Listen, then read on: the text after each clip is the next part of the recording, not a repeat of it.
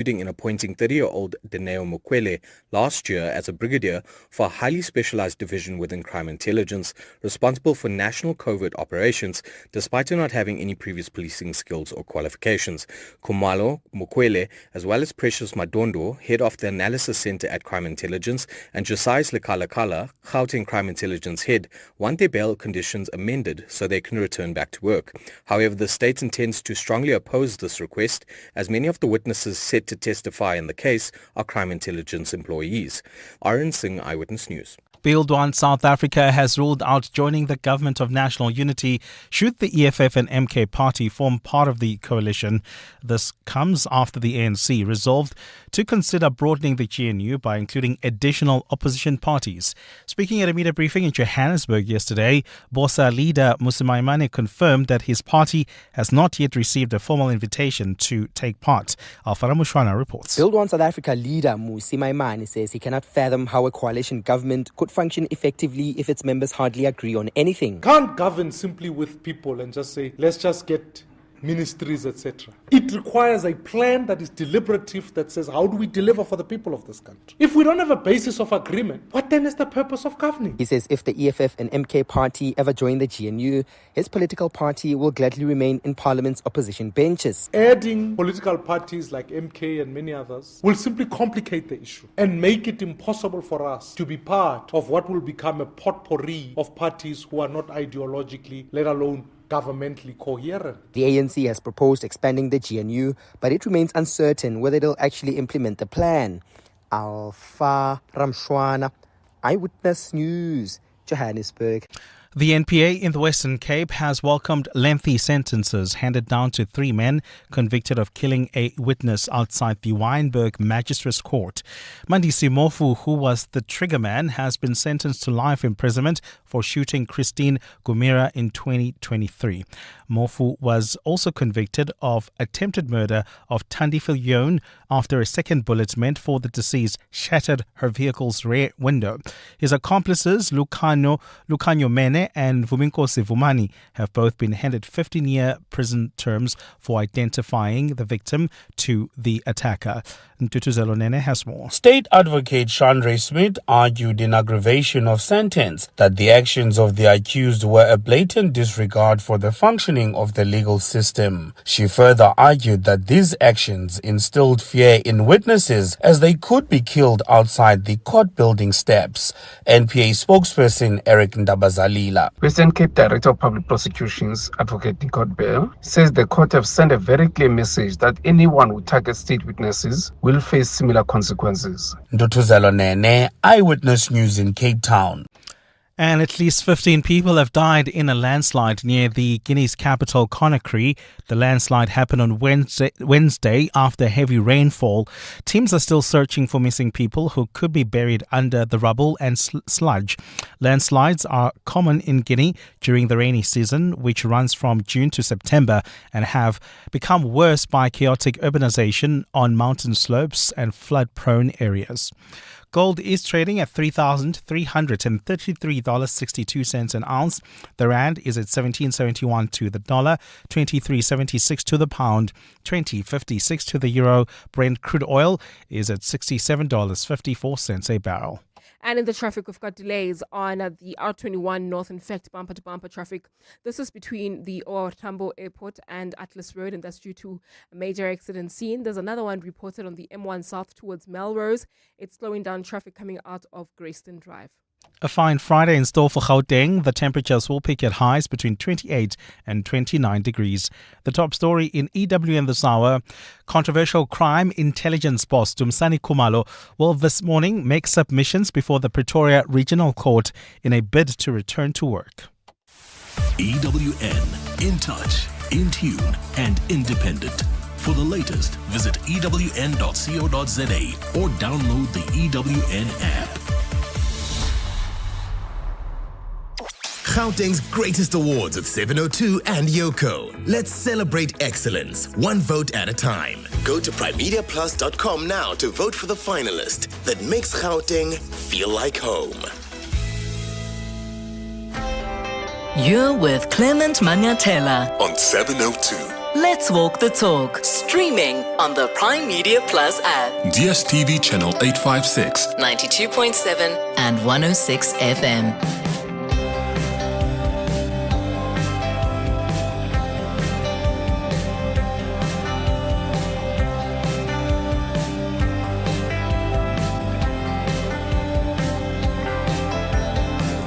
Seven minutes after 9 o'clock. Dumelang, happy Friday. Welcome to the Clement Manyathela Show. It's great to be with you on this Friday morning. I hope you're well. I hope you had a wonderful, wonderful week so far. It's Friday, and you know what we do every Friday. We do Gratitude Friday. This is an opportunity for you this hour to tell us what you are grateful for this week. What is it that happened this week that put a smile on your face? We all want to celebrate with you. What are you grateful for this week? We do Gratitude Friday every Friday on the 702 open line because we want to normalize being grateful. And not only for the big things, but even for the smallest things. Because sometimes we forget how important it is to look within and actually just appreciate. Appreciate that you've got a loving wife. Appreciate that you've got a caring husband, got a wonderful family, kids that love you, that you love. Appreciate that you've got a job. Appreciate that even if you don't have a job, you are still alive and you have something to still keep pushing, or you've got a support system. What are you grateful for this week? Maybe you passed that exam. Maybe you killed that proposal. It was amazing. You signed that deal. You got your first or second or fifth property. Whatever it is, tell us what you're grateful for on 011-883-0702. The WhatsApp line is 072-702-1702. Also, did you hear what Bantu Holomisa said on Kakasi FM? By the way, every time I talk about Kakasi FM, I remember this club when I was still young. I used to go to in KZN. Me and my friends, every time we would visit KZN, there was a club called Ekakasini. Have you been there, Abel? Yo! We were young. I think we were probably in last year varsity or first year after varsity. That's the last time I went there. So this is like many years ago. Like, are we talking 15, 18 years ago? Somewhere about. But there was a club called Ekakasini. It was underground in Durban, next to the beach, and like you go downstairs, and it was so hot. And of course it's gonna be hot. It's underground, but people loved it, and we used to enjoy so much. Anyway, do you know that place? Let me know if you remember it, because then you are the old OG. But Bantu Holomisa was not at Ekakasini. He was at Kakasi FM.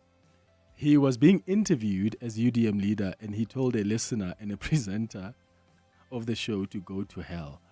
Take a listen. Alex, Sure, sir, for minutes. Alex, I'm noticing what general got arrogant. Yeah, when are you arrogant? The whole was for him to answer my questions as citizen.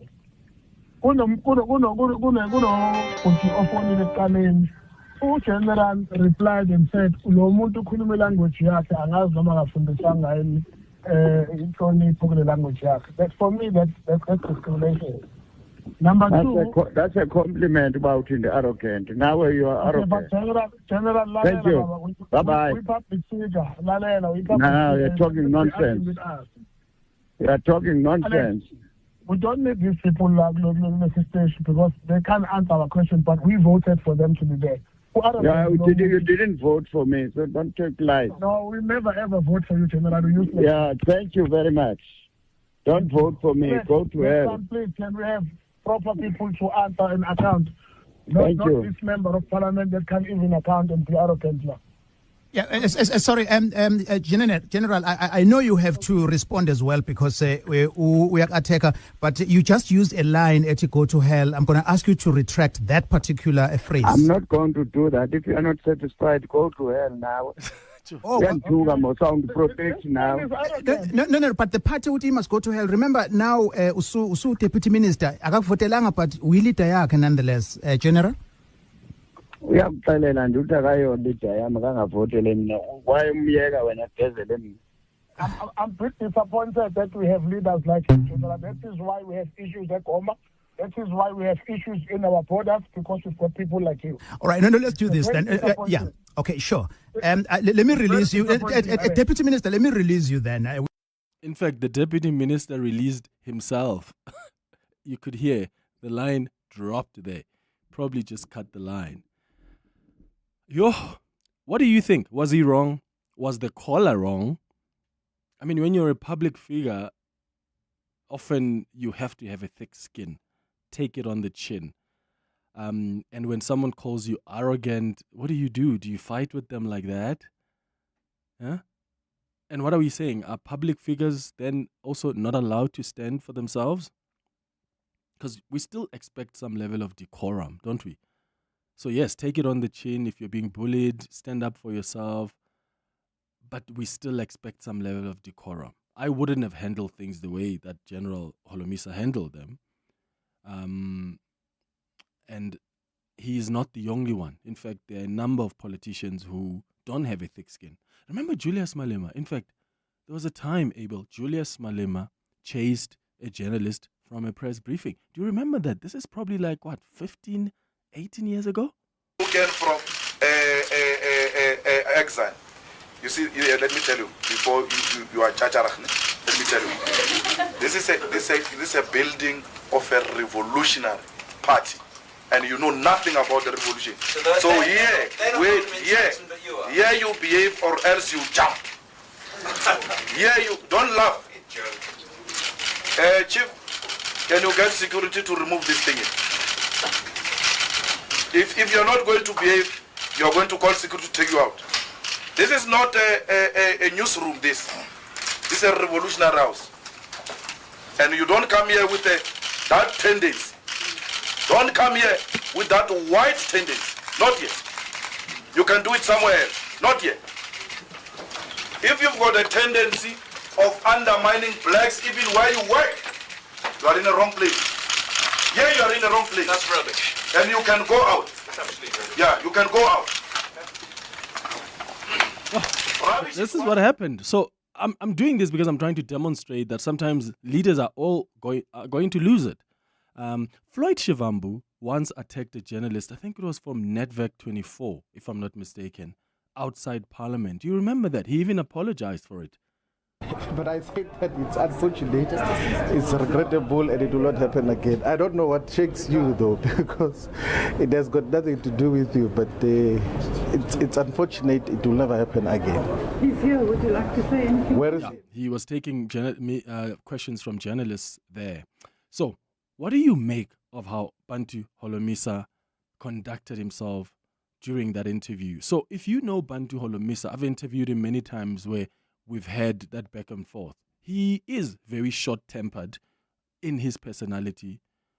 If you watch interviews where he's asked tough questions, sometimes he wants to speak over the presenter or the journalist. He is short-tempered. And what I learned to do before I interview anybody, in fact, if I interview you for your first time, I go watch clips of you being interviewed because I need to learn your style of responding so that when I come here, I manage how I talk to you so that I get value for you as a listener. Right? And with Bantu Holomisa, I've learned how to manage him because I know that he gets to be short-tempered. He can somehow speak over you. So I'm not surprised that he responded like that, but I also don't think that it's actually quite appropriate to tell a presenter to go to hell together with. I think there are ways that you can stand up for yourself as a leader. I think I expect leaders to be the reason why you're a leader. Let's look at the definition of leadership. I expect you to be the bigger person. So even when there's a listener calling in and attacking you, I still expect you to be a leader. And in fact, I think we have normalized ANC politicians being attacked that we are so okay with it. Why? I have heard ANC leaders being called the worst things. I've heard that before. But it's become so normalized, right? But then when Bantu Holomisa is called arrogant, then we go, how dare this listener also call him arrogant? Yes, I'm not saying the listener was right. The listener also the producers who put that call on, unless the person lied and said something else on air. But as a presenter as well, I suppose maybe ask the listener, okay, what's your question? What's your input? Because I don't think we must be calling each other names. Let's deal with the substance. But I do think that we've normalized being okay with ANC leaders being called all sorts of things. But when there are other leaders being called all sorts of things, then we want to question the people that are calling them that, as wrong as that may be. John Steenhuisen, didn't take my questions at the results center when I was with other journalists because he wasn't talking to me, right? Is that acceptable? No. Helen Ziller, some of you have said Helen Ziller is condescending during interviews sometimes towards other journalists. Is that acceptable? No. Jacob Zuma actually used to be probably the most calmest of the leaders. You can say all sorts of things. He always somehow managed to control his emotions. I would argue that even President Cyril Ramaphosa has that ability to manage his emotions. I'm not so sure about the former President Thabo Mbeki. I haven't spent a lot of time reporting on him. I wasn't even a journalist at the time. I was still young. But let me know what you think on 011-883-0702. At 10 o'clock, we're going to do the Across the Desk feature. Today, I'm hosting Firefighters on Across the Desk. At 11 o'clock on our relationship feature, we're going to be talking about sex for men over 50. No kids allowed at 11 o'clock. It's adult radio. Remember a few weeks ago, we focused on sex for women over 50?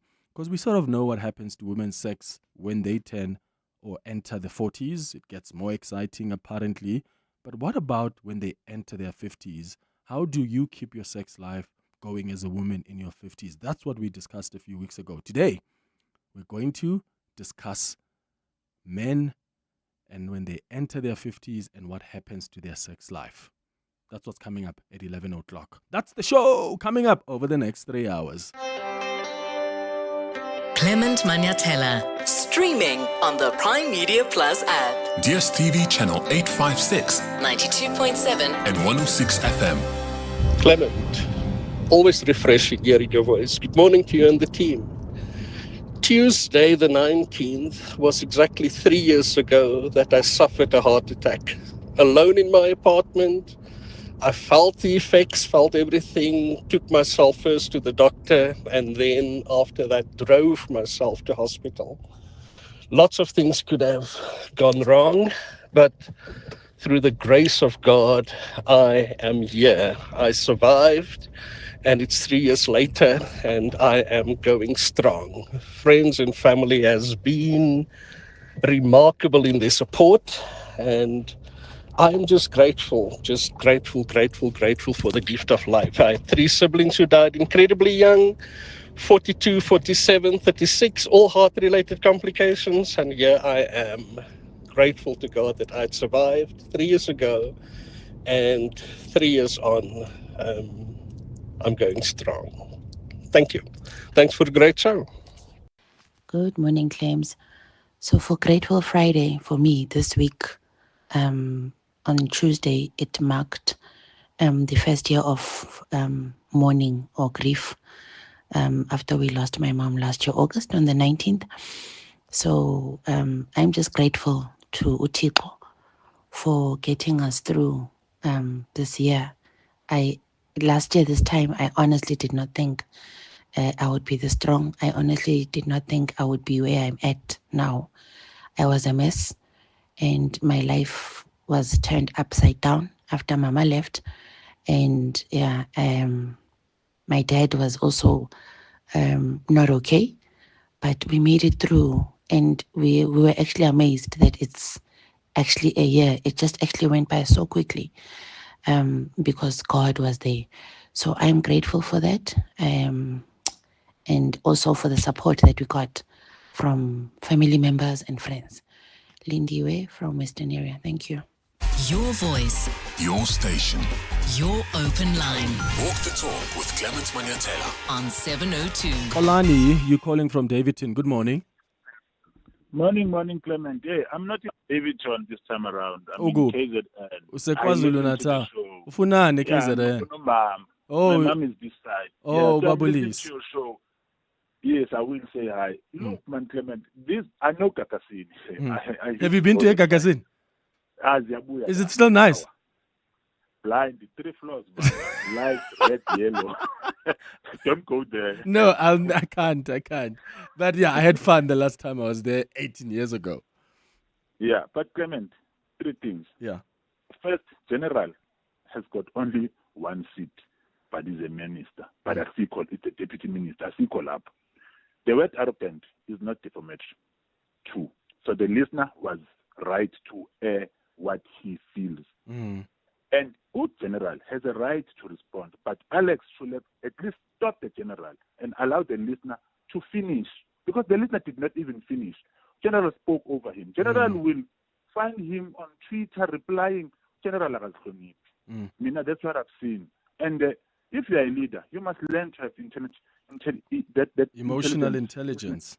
Yes, because Clement, Singabantu will attack you. Not attack you personally, because we are worried about what is happening.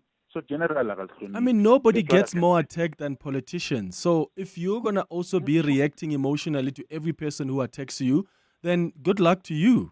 As a politician, you're going to be attacked left, right, center. He took that office knowing very well, Clement, that these things will happen. It's not for the first time. I mean, I'm disappointed in him. Yeah. Okay, Olani, in KwaZulu-Natal, thank you so much for calling us. Yeah, and look, guys, this is not to say that you, as a member of the public, you've got right to also say whatever you want to say to politicians and disrespect them.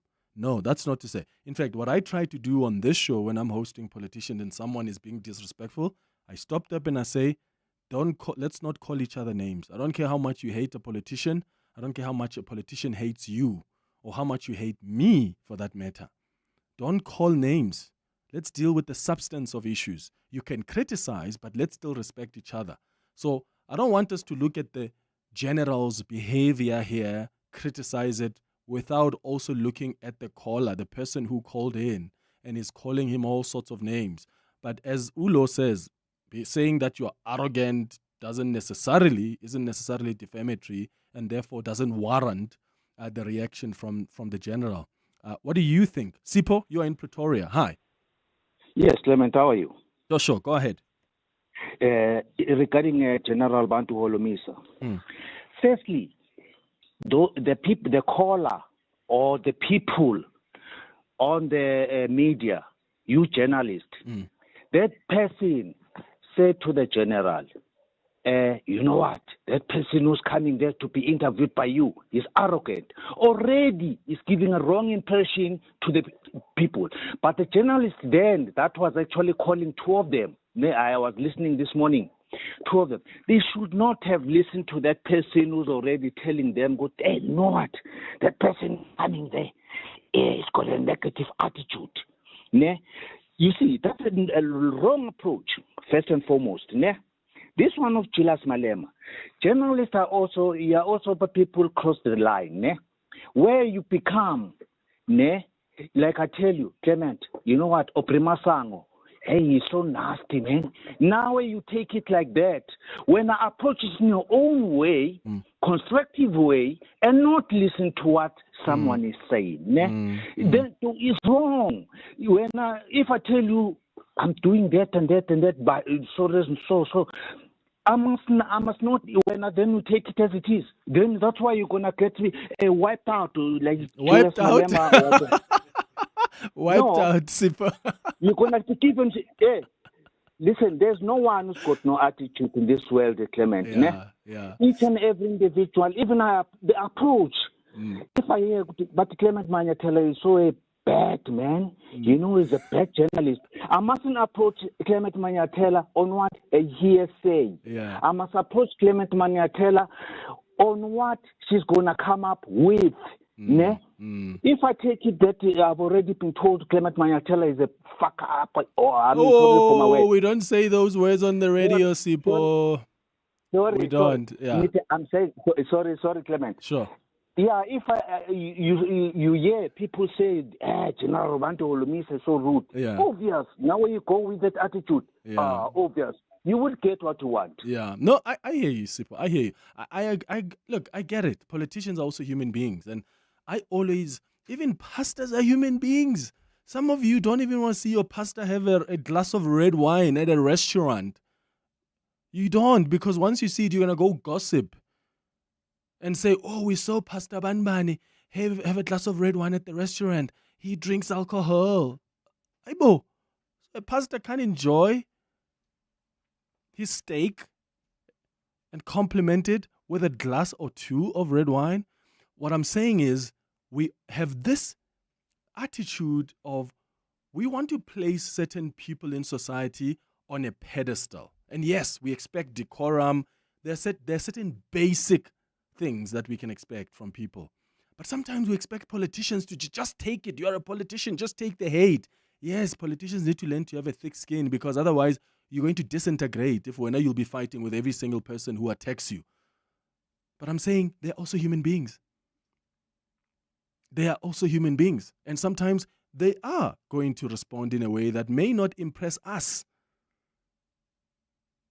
My argument is when they respond in that manner, they need to go back to themselves and self-introspect and learn to respond to that situation differently the next time it happens. Rory Sang, you are in Hyde Park. Good morning.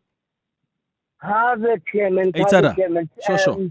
Hey, Clement, people have to swear on your show. Get it. Politicians, it's listeners, so maybe there's a trend on your show around register and decorum, but we're not here to discuss that. Clement, two things, right? I think that also somebody who's operated in the media space, I think journalists in the media need to be very careful of not being too navel-gazing, to be honest. This conversation, I think, is incredibly important, but sometimes we veer into thinking the manner in which politicians speak to journalists in interviews is the way they speak to ordinary citizens and voters, and it's not true. I'm not saying it's correct or not, but I'm just saying that sometimes the media should not always use themselves as a litmus test.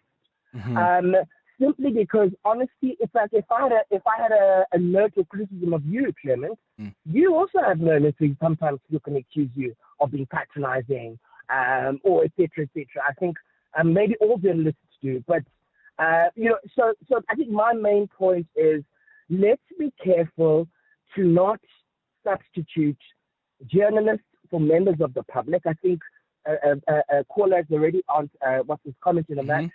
And the media needs to stop being sometimes so internal.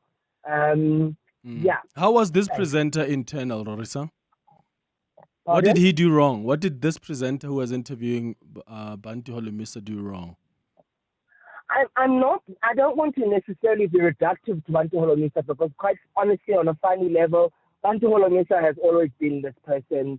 I'm not saying that it's wrong or right, but nevertheless, he is this person. Right?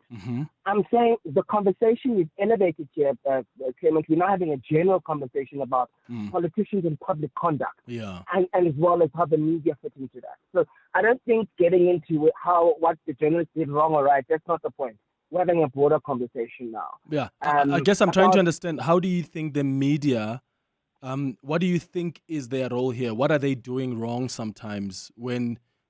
let's broaden it like that. I'm trying to understand the point you're making about the media. I think I'm a bit lost. The point that I'm sorry, Clement. The point that I'm trying to make is that journalists, you cannot be casting yourself as victim first and you become the story so quickly. Oh, okay. I personally do not understand, quite frankly, why your open line today is about Bantu Holomisa saying what he did, when quite frankly, the news agenda is far more active and interesting.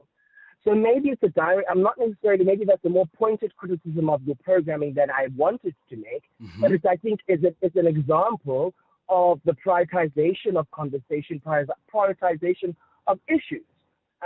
We've got other things to talk about as a country, more than what Bantu Holomisa said to a journalist. Yes, and so if you've listened to this show, Rorisan, you'll know that you can actually come in and raise whatever you want to talk about. So what I never want to do here is to dictate what people want to talk about. So let me tell you how actually the open line works, right? Sometimes while I'm home at like 11 p.m., there are stories that break. I already start getting tweets from people. Oh, I can't wait to hear what you're going to say about this. Clement, we have to talk about this on the open line. So we normally gauge what the public is talking about, number one. That's how we actually end up deciding on the open line. Already before I go to bed, I already know what's likely to be the conversation on the open line because people are tweeting me, people are sending messages. We have to talk about this on the open line, right? 2, there are sometimes people who call us on the open line and who've got thoughts about certain things, right? You, Rorisang, can call in anytime on the 702 open line and say, I want to talk about Ntantla Mkhwanazi, or I want to talk about, if we've already had a conversation about that, we are not going to go back to that conversation because then we're at a repetitive show, right? We need fresh, new content every day. That's how we decide on the open line. 3, if there's a conversation that's been sort of quote-unquote trending from the breakfast show, from Africa Melani's show, the breakfast show, we pick up some of those conversations and we bring them up still on the open line. So there are a lot of metrics, right, on deciding what ends up being on the open line. But whatever can be decided, nothing stops you, Rorisang in Hyde Park, from calling and saying, actually, I want to talk about Jacob Zuma. That's allowed. We do that. We put you on air and we talk about Jacob Zuma. So next time, if you think that maybe what is priority to you is Jacob Zuma, that is a subjective matter. You are not forced, you are not stopped from calling in, but also don't dictate to other people who may think that for them, what they want to discuss right now is how Bantu Holomisa has conducted himself, including how I think it's an important conversation to have. In fact, a broader one. Hence, I've played you a clip of Floyd and Julius because I'm trying to make it bigger than Bantu to demonstrate to you that, in fact, we need to talk about politicians and how they take their attacks, but also talk about how ourselves we engage with those politicians. Thank you for your call, Rorisang in Hyde Park. It's 9:33. We'll hear what the other listeners think after the latest in Eyewitness News headlines. Stanley, Sindile, I see your calls. I'll start with you afterwards. Sfiso, hi. Thanks, Clements. Good morning. Build One South Africa has ruled out joining the Government of National Unity should the EFF and MK party form part of the coalition. This comes after the ANC resolved to consider broadening the GNU by including additional opposition parties. Speaking at a media briefing yesterday, BOSA leader Musimaimane confirmed that his party has not yet received a formal invitation to take part. Gauteng Education MEC Matume Chilwane is set to provide an update on the online 2026 schools admission applications. This comes as the application period for grade 1 and 8 placements closes next Friday. The department says some of the matters that will be shared by the MEC include the number of applications that have been received so far and the challenges experienced by parents during this period. And 7 people have died and 9 others are missing after a rope broke at a bridge under construction in northwest China. The People's Daily says 15 workers and a project manager were at the site when the rope snapped this morning. Industrial accidents are fairly common in China due to vague regulations and safety standards. And those are the headlines. This EWN and more at 10 or as it happens. EWN Traffic. Traveling on the R21 South, we still have got delays towards the OR Tambo Airport. This is due to an earlier accident. It's still there, in fact, on the R21 North. It happened near Atlas Road. Delays from the OR Tambo Airport. There's also queuing traffic along the R24 West towards the OR Tambo interchange due to the very scene. Traveling on the N12 as well as the R24 West, bumper-to-bumper traffic between Edenville Road and the Gululis interchange. That's due to roadworks. While traveling on the M2 West, an accident reported right near the Crown interchange. Delays coming out of Heidelberg Road, about a 20-minute hold up there. Please be on the lookout and drive with care. While on the N1 South, leaving Centurion, roadworks are taking place, causing delays just as you approach Samrand Avenue. Please be on the lookout there and continue driving with care. There's more EWN on air, online, and on the EWN app.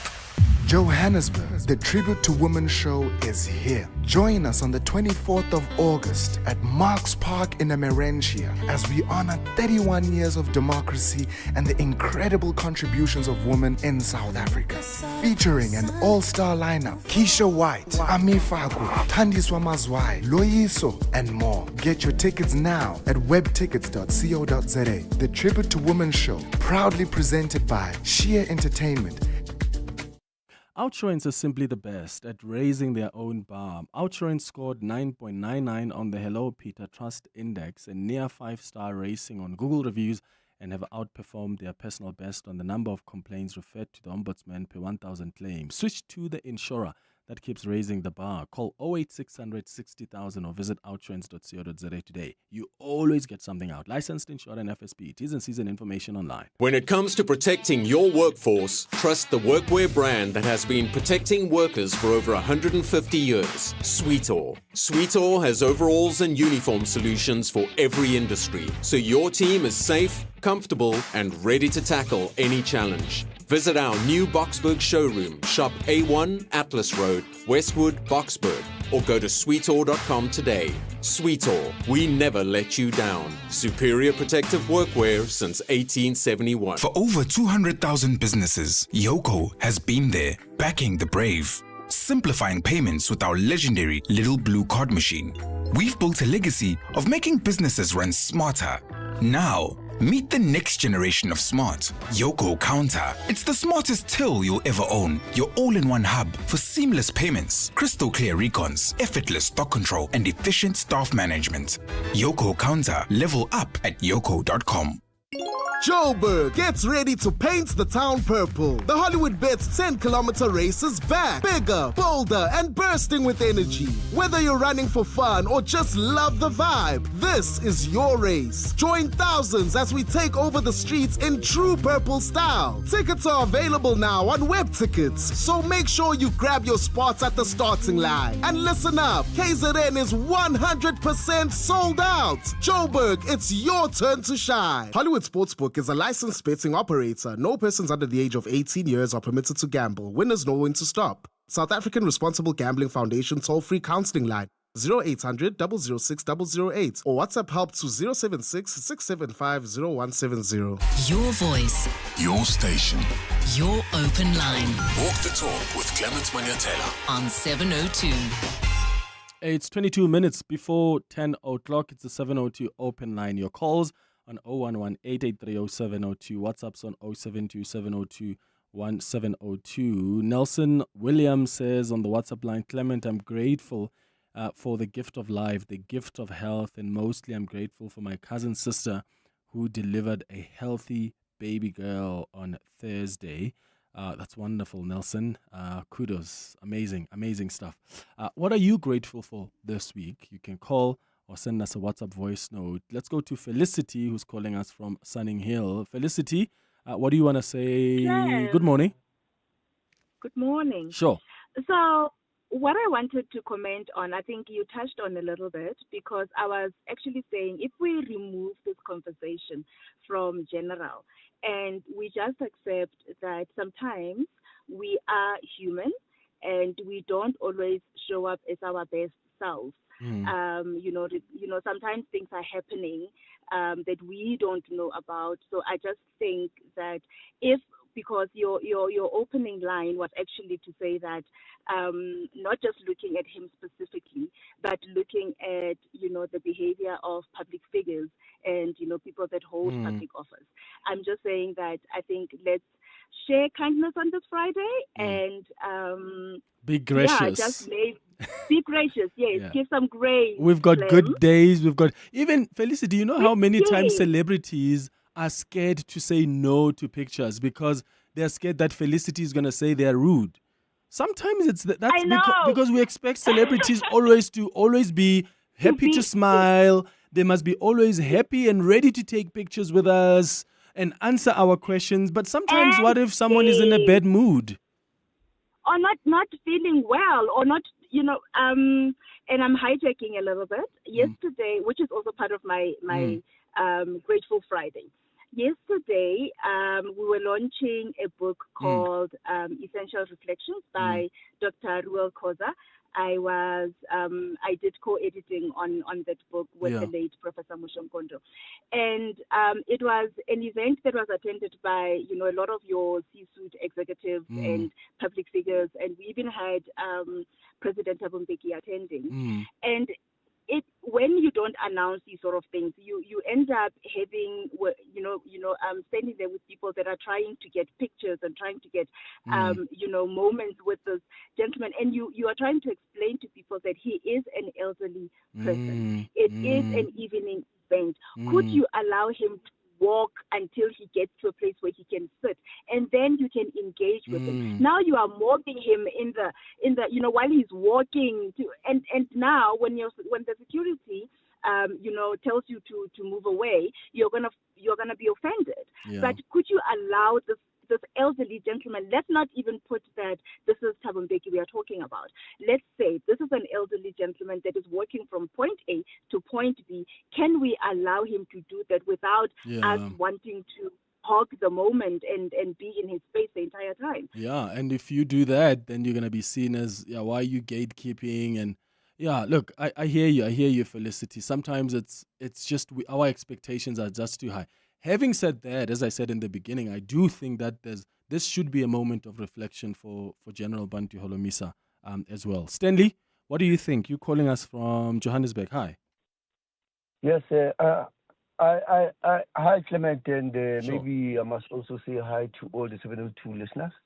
Look, I'm a first-time caller here, but I'm called because this General Bantu Holomisa thing has really been steering me the wrong way. Look, once you become a politician and take public office, you don't have the protection of an ordinary citizen because you have taken a public pedestal that makes you to be criticized by people. By the way, I don't think when somebody says to me, I am arrogant, based on my demeanor or conduct, it's an insult. It's to me a point where you need to reflect on yourself and how you talk to people. But the arrogancy of him has been confirmed by his public insults of saying to the person, go to hell. And when the radio host is trying to call him, he also says the radio host must also go to hell. I mean, generally, General Bantu Holomisa, by the way, it's unfortunate that this general thing, he got it from leading a Bantustan military at some point in time. Stanley, why are you going there? What does this have to do with... Because that's correct. No, we must go there based on how he then goes around insulting people on public media. Do you think that general... Because I would not have gone there had he not insulted people in this particular way. So we must point out who is he, where he comes from. Because it's important for us to address these sort of things. Basically, the president must do us a favor and recall this man and remove him from being a deputy minister in his cabinet. Because we can't have people with such a demeanor conducting himself in this particular fashion. It's wrong. Okay, Stanley, in Johannesburg, even removal. I mean, I do think even Rise Mzansi, yes, 2 days ago. Oh, they were actually with Bongani today, but I think they said it 2 days ago that they want the minister Njumatsaka to be dismissed. I think that's a bit, you're exaggerating now. Like, that's a bit too dramatic. Like, what happened to reprimand? Huh? What happened to sit down, show the person what they've done wrong? Like, what is this? Like, sometimes we speak out against cancel culture, but we actually support it in other forms. I'm saying, why are we not saying this must be a learning moment for the general? And I hope that he reflects, because if he's going to come and say, no, I don't care what anybody else says, then I get it. Then what are we dealing with here? Any one of us needs to be able to take criticism. Any one of us needs to be able to be humble enough to also learn, right? Yes, we've got bad days, but when I have a bad day and I respond in a particular way, I must also be able to reflect. But I'm saying even us as members of the public, let's reflect on how we engage with our politicians. Is it in a healthy way? The fact that someone is a politician doesn't mean you've got a license to go and disrespect them. You must still treat them like any other human being, and you can still criticize them, which is why for me, if you want to have a really constructive conversation with me, criticize me. I love criticism. I love feedback. But the minute you start calling names and whatever, you lose my respect. And I don't think I want to waste my time engaging with someone like that. So we need to learn as members of the public to also, how do we criticize our leaders? Be critical of them. But do you want to call them names? How does that substantiate and actually add any value to your argument? Yeah? Here are some WhatsApp voice notes. Hi, morning. Clement, Bantu Holomisa is completely out of line.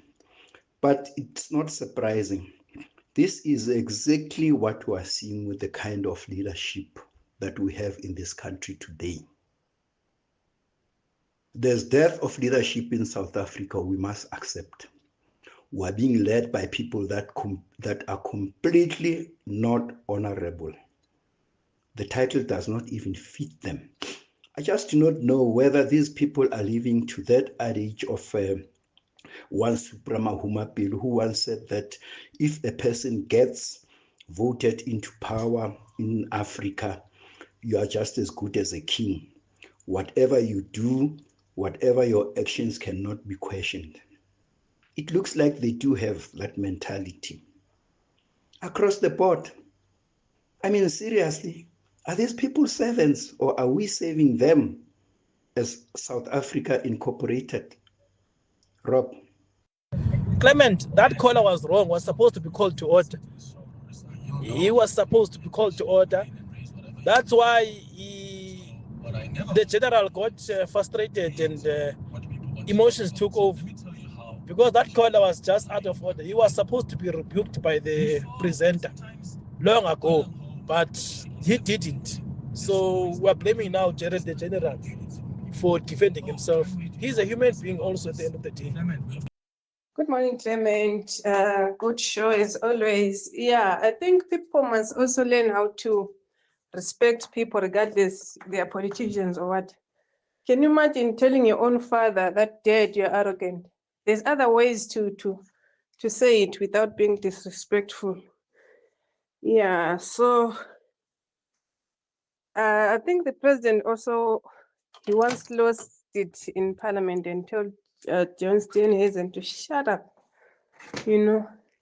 Also, telling someone to go to hell, I don't think that's an insult, you know. What was he supposed to say? Go to heaven. Thanks, Tembi. Hi, Tembi. I don't know, like, maybe he was supposed to say, I don't know, like, as a leader, what do you expect a leader to do? Like, a leader probably says, no, but can we be calm? Why do you think I'm arrogant? But can we be calm and criticize me? Like, tell me what you think is wrong, but let's not call each other names. In fact, as a host, I probably would have come in to say that, right? Let's not call each other names. Just, why do you think that the general is, do you feel that he's not answering questions? Do you feel that why do you feel he's being arrogant in his approach? And then also with the general, go to hell, even to the host that invited you. I gag. But there's a point that other, I'm forgetting the name of a caller earlier, who says the general, just this title perhaps also gives the general this idea that he's untouchable. I don't think that's necessarily the case. I don't know. Could be wrong. What do you think? I just think that it's his personality. But guys, we all have different personalities, but we have to learn to adapt when we are in environments that require us to behave in a particular way. So we can't just accept that when you are, let's say you're a conversational narcissist, or that when you are impatient, or when you are moody, and therefore let's just accept it and take whatever comes. No. What environment are you in? What work are you doing to deal with that personality, whatever defects, whatever condition, whatever you're dealing with? How are you dealing with that so that you're able to adapt and be able to have a healthy relationship with the people around your circle? Hey? More of your calls and WhatsApps after the break. It's 10 minutes before 10. There's power in a single partner who helps you build a better employee benefits strategy. Begin with retirement, the foundation of securing your employee's future. Now layer in everyday health, mental wellness, and financial balance. And finally, essential protection for life's curveballs, from illness to income loss. Now that sounds like a complete benefit strategy, one that protects your people and powers your business. Talk to us at employeebenefits@oldmutual.com about Old Mutual Corporate's integrated employee benefits solutions. Old Mutual Corporate is a division of Old Mutual Life Assurance Company SA Limited, a licensed FSP and life insurer. T's and C's apply. For over 200,000 businesses, Yoko has been there, backing the brave, simplifying payments with our legendary little blue card machine. We've built a legacy of making businesses run smarter.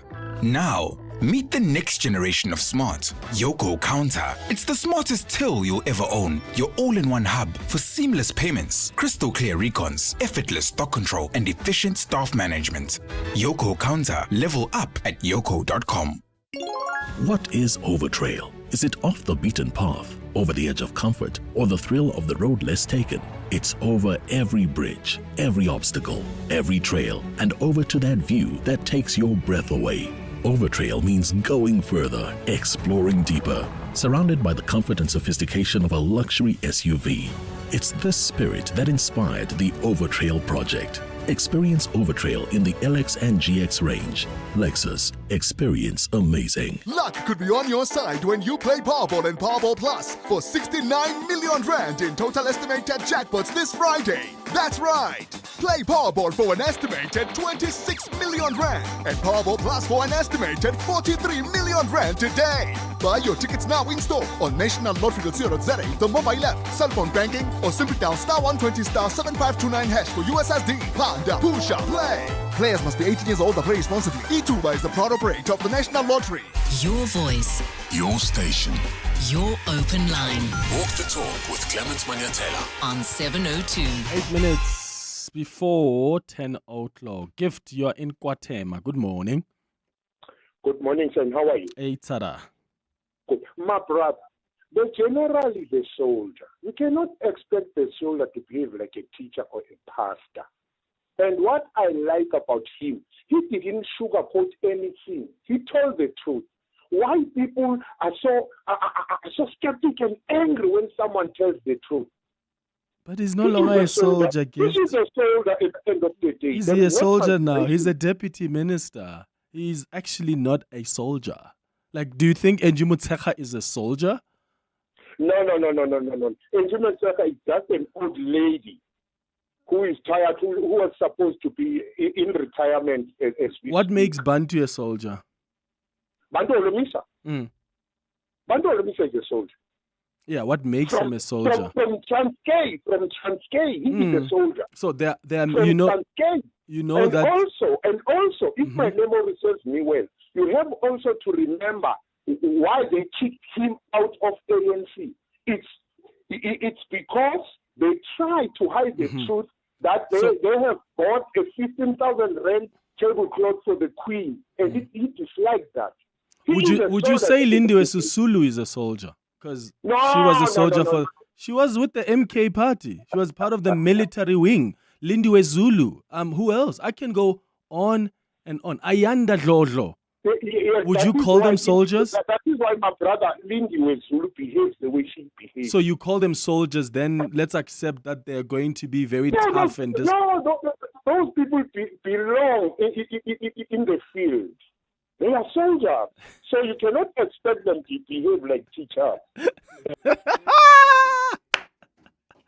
Gift in Kwatema. Thanks for your call.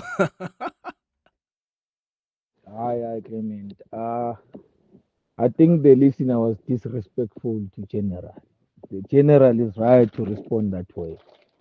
Because sometimes these people, how can you have to be respectful sometimes to other people for you to receive that respect back. So I side with General 100%, Jenene. Thank you. General Bantu Holomisa is one of the leaders that I respect and like in South Africa.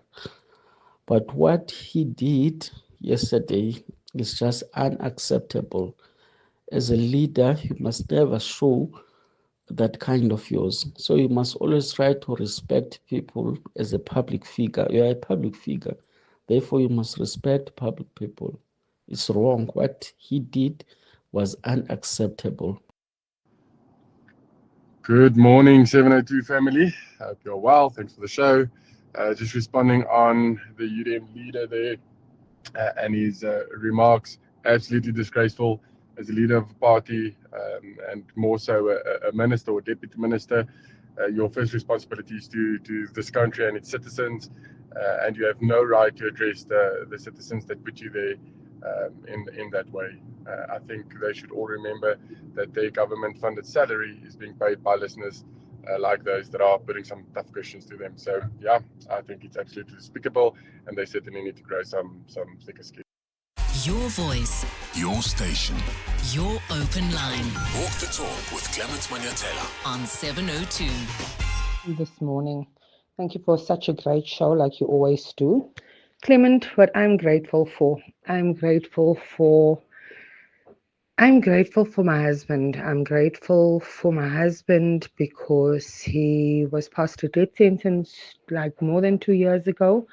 He was diagnosed with renal failure, and it's been a journey. It's really and truly been a journey. It's taught me so much about life. It's taught me how to be grateful for all those small mercies, mainly grateful for the fact that we get up every morning and we are healthy. And I want to send a extremely special shout out to the team that looks after him at his dialysis clinic.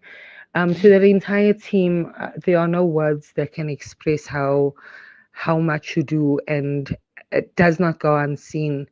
And I pray God blesses you always for the humility and humanity and the compassion you have for human beings. Thank you, ANV. Thank you. Oh, that's beautiful. That's beautiful. It's 2 minutes before 10. 702 delivers On the matters that matter to you. This is Leanne from Pretoria. 702 is my companion on my drive to work and home from work every day. They keep me up to date with loads of important information on the news of the world, but also lots of other interesting facts. And I always arrive at work and saying, guess what I heard on the radio today? So I think my staff know me as, guess what I heard on the radio today, whenever I arrive at work, thanks to 702. Thank you for sharing your thoughts. so we can deliver more on what matters to you. 702 listens. Let's walk the talk. From your everyday wear to your most important outfits, your dry cleaner keeps you looking sharp. They handle your clothes with care and deliver results you can trust. Now's your chance to say, I see you. Vote for them as Gauteng's greatest dry cleaner at primemediaplus.com. Voting closes on the 27th of August. Make it count, because Gauteng isn't just the hub of business, it's the home of excellence. And excellence deserves your applause. Gauteng's greatest awards with 702, powered by Yoko. Do you know what's hiding behind colorful packaging of unhealthy food? Big food companies target children with unhealthy packaged foods that hide high levels of sugar, salt, and fat, which could lead to heart disease, diabetes, and hypertension. But the truth is hidden from consumers. Front-of-package warning labels are a proven solution to help consumers make informed decisions. The government must act now. We have the right to know what's in our food. Demand front-of-package warning labels. Sign the petition on heala.org, HEALA.org, by 30 September. Light the fire this game day with a winning lineup from Checkers, like Steakhouse Classic man-size rum for 170 Rand per kilo. Fanta Sprite or Stony soft drink 2 liters, any 2 for 35 Rand, save 13%. And Monster Energy drink 500 mils, any 2 for 29 Rand, save 24%. Light the fire, South Africa, and let Checkers do the rest. Deals valid until this Sunday, only at Checkers. This is EWN. Good morning, I'm Sfiso Zulu. Build One South Africa has ruled out joining the Government of National Unity should the EFF and MK party form part of that coalition. This comes after the ANC resolved to consider broadening the GNU by including additional opposition parties. Speaking at a media briefing in Johannesburg yesterday, Bosa leader Maimane confirmed that his party has not yet received a formal invitation to take part. Alfara Mushwana reports. Build One South Africa leader Maimane says he cannot fathom how a coalition government could function effectively if its members hardly agree on anything. Can't govern simply with people and just say, let's just get ministries, etc. It requires a plan that is deliberative, that says, how do we deliver for the people of this country? If we don't have a basis of agreement, what then is the purpose of governing? He says if the EFF and MK party ever join the GNU, his political party will gladly remain in Parliament's opposition benches. Adding political parties like MK and many others will simply complicate the issue and make it impossible for us to be part of what will become a potpourri of parties who are not ideologically, let alone governmentally coherent. The ANC has proposed expanding the GNU, but it remains uncertain whether it'll actually implement the plan. Alfa Ramshwana, Eyewitness News, Johannesburg. Gauteng Education MEC Matume Chilwane is set to provide an update on the online 2026 school admissions applications. This comes as the application period for grade 1 and 8 placements closes next week Friday. The department says some of the matters to be addressed by Chilwane include the number of applications received and the challenges experienced by parents during this period. Tanduluhle Ngobo reports. The 2026 online admissions applications for grade 1 and 8 placements opened on the 24th of July 2025 and will close on the 29th of August at midnight. The department stressed that all parents with children going to the 1st and 8th grade next year must apply online in order to be admitted at a Gauteng public school. Department spokesperson Steve Mabona has warned parents to apply within the allocated time frame or risk their children going into the new year unsettled. Now, this is for MEC to provide an update on the number of applications that would have been received, challenges that are experienced by parents, or information that it might be outstanding. He says the department will also provide parents with information on the course of action to take moving forward, pending the outcome of their applications. Tanduluhle Ngobo, Eyewitness News. The NPA has welcomed lengthy sentences handed down to 3 men convicted of killing a witness outside the Wynberg Magistrates Court. Mandisi Mofu, who was the triggerman, has been sentenced to life imprisonment for shooting Christine Gumira in 2023. Mofu was also convicted of attempted murder of Tandi Filion after a second bullet meant for the deceased shattered her vehicle's rear window. His accomplices, Lucano Mene and Vuminkosi Vumani, have both been handed 15-year prison sentences. Ntutuzelo Nene reports. State Advocate Chandra Smith argued in aggravation of sentence that the actions of the accused were a blatant disregard for the functioning of the legal system. She further argued that these actions instilled fear in witnesses as they could be killed outside the court building steps. NPA spokesperson Eric Ndabazalila. Western Cape Director of Public Prosecutions, Advocate Nicole Bell, says the court have sent a very clear message that anyone who targets state witnesses will face similar consequences. Ndutuzelo Nene, Eyewitness News in Cape Town. And 7 people have died and 9 are missing after a rope broke at a bridge under construction in northwest China. The People's Daily says 15 workers and a project manager were at the site when the rope snapped this morning. Industrial accidents are fairly common in China due to vague regulation and safety standards. Gold is trading at $3,333.62 an ounce. The rand is at 17.71 to the dollar, 23.76 to the pound, 20.56 to the euro. Brent crude oil is at $67.54 a barrel. And in the traffic, we've got some delays on the N12 as well as the R24 west towards the Guinea interchange. Roadworks are taking place there while heading towards Kempton Park. Coming out of the OR Tambo Airport, we've got delays due to an accident near Atlas Road. Delays from the OR Tambo turnoff, so please be on the lookout there. A fine Friday in store for Gauteng. The temperatures will peak at highs between 28 and 29. The top story in EWN this hour. Build One South Africa has ruled out joining the Government of National Unity should the EFF and MK party form part of the coalition. EWN, in touch, in tune, and independent. For the latest, visit ewn.co.za or download the EWN app. Gauteng's greatest awards with 702 and Yoko. Your vote is not just a click. It's a thank you, a nod, a way of saying we see you. Vote for your favorite local business now on primemediaplus.com.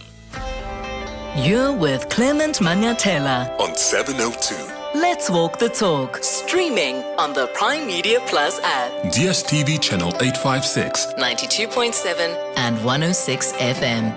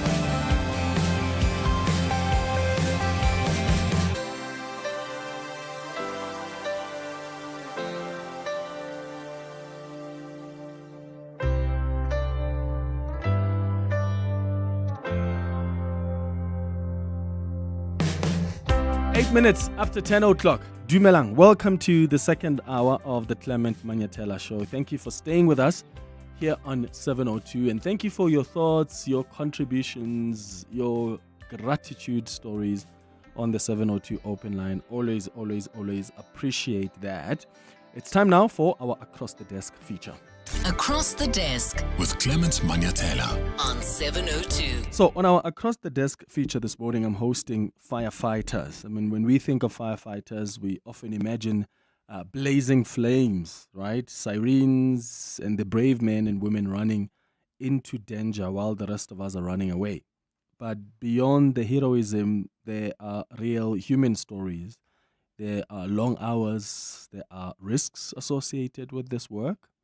And of course, the toll on their health and the sacrifice of time with family as well. And I mean, in South Africa, where wildlife, in fact, wildfires, shack fires, and accidents are sort of part of our daily reality, our firefighters actually carry an extraordinary amount of burden to keep communities safe. So we're putting a spotlight this morning on firefighters on our Across the Desk feature. And maybe you are a firefighter yourself. You can tell us what your experience has been doing this work, or maybe your loved one is a firefighter. You can do so by calling us on 011-883-0702. The WhatsApp line is 072-702-1702.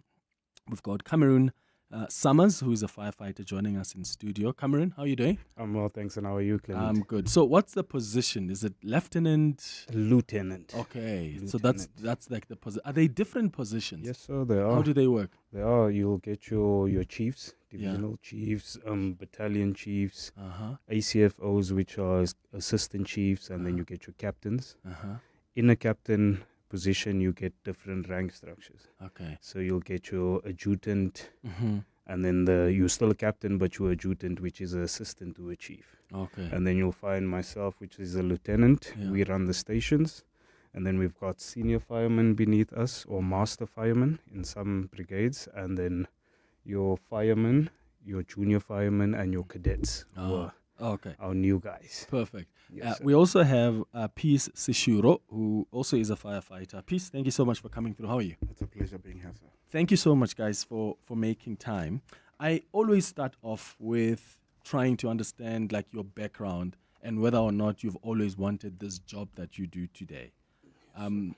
Did it fascinate you when you were young? Like, is this something you always wanted to do? At what point did you think this is what I'm getting into?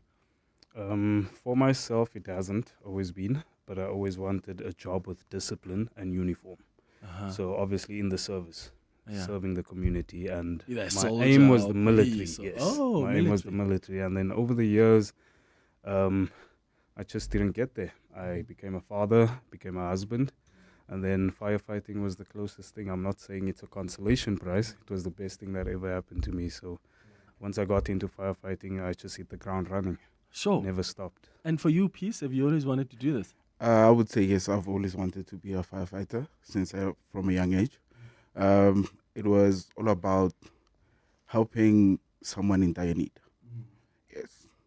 That's fascinating. So I always think you've got to be able to have, you probably have to be so brave because we are running away. Yes, sir. You guys are running towards. Yes, sir. Fire. Yes, sir. Like, you have to be brave to do that. You do. You do. Because that's risky. Yeah, it's very risky. Is that part of the training? Not necessarily. You generally have it inside of you. Growing up, I was a wild child, naughty. Yes. I just didn't know where to put it. Yeah. This is a perfect place to actually put it. So once I found it, I was like, okay, I'm harnessing it into firefighting. And and that's when everything just went straight forward. Yeah. Okay. And for you, Peace, were you scared in the beginning when you started? I would say my first call I was. Yeah. I was because it was a factory fire. And I thought I wouldn't make it out. Yeah. But I think 20 minutes in, I fell in love with it. Is there like an adrenaline that comes in when you're in that moment? Always.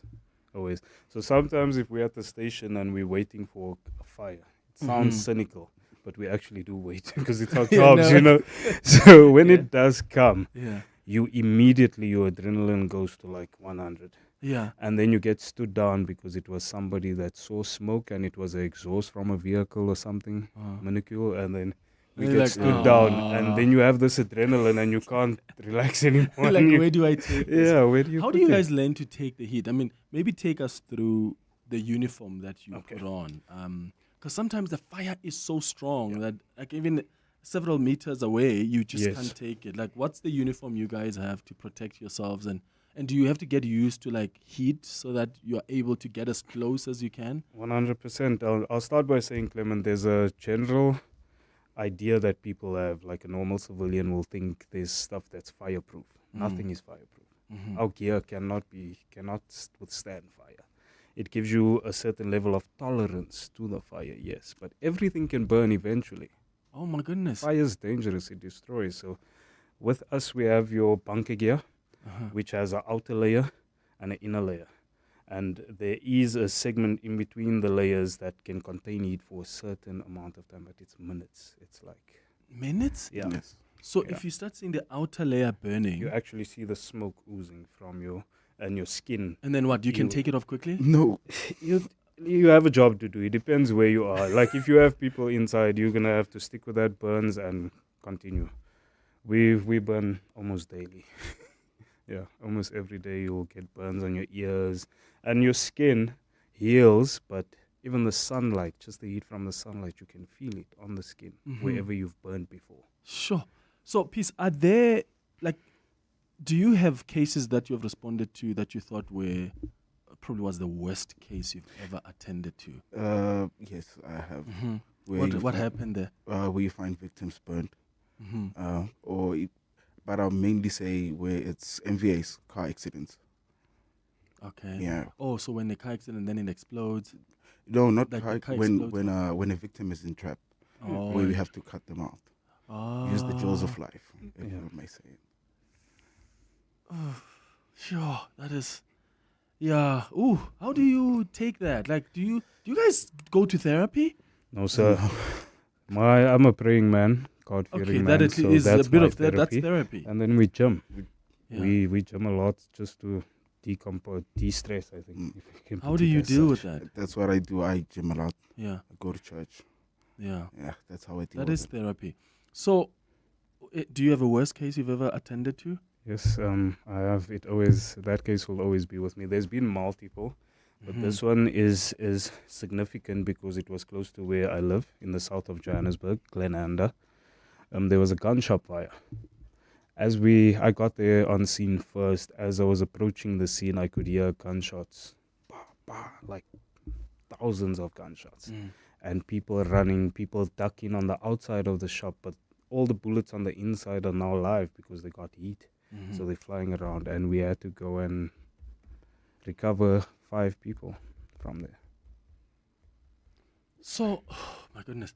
And then normally when people because I always like seeing informal settlements, especially because like when there's a fire there, it is so devastating because the shacks are so close to each other. 100%. And sometimes you hear community members, like when I was a reporter, I used to run and they will say, there are kids in that house.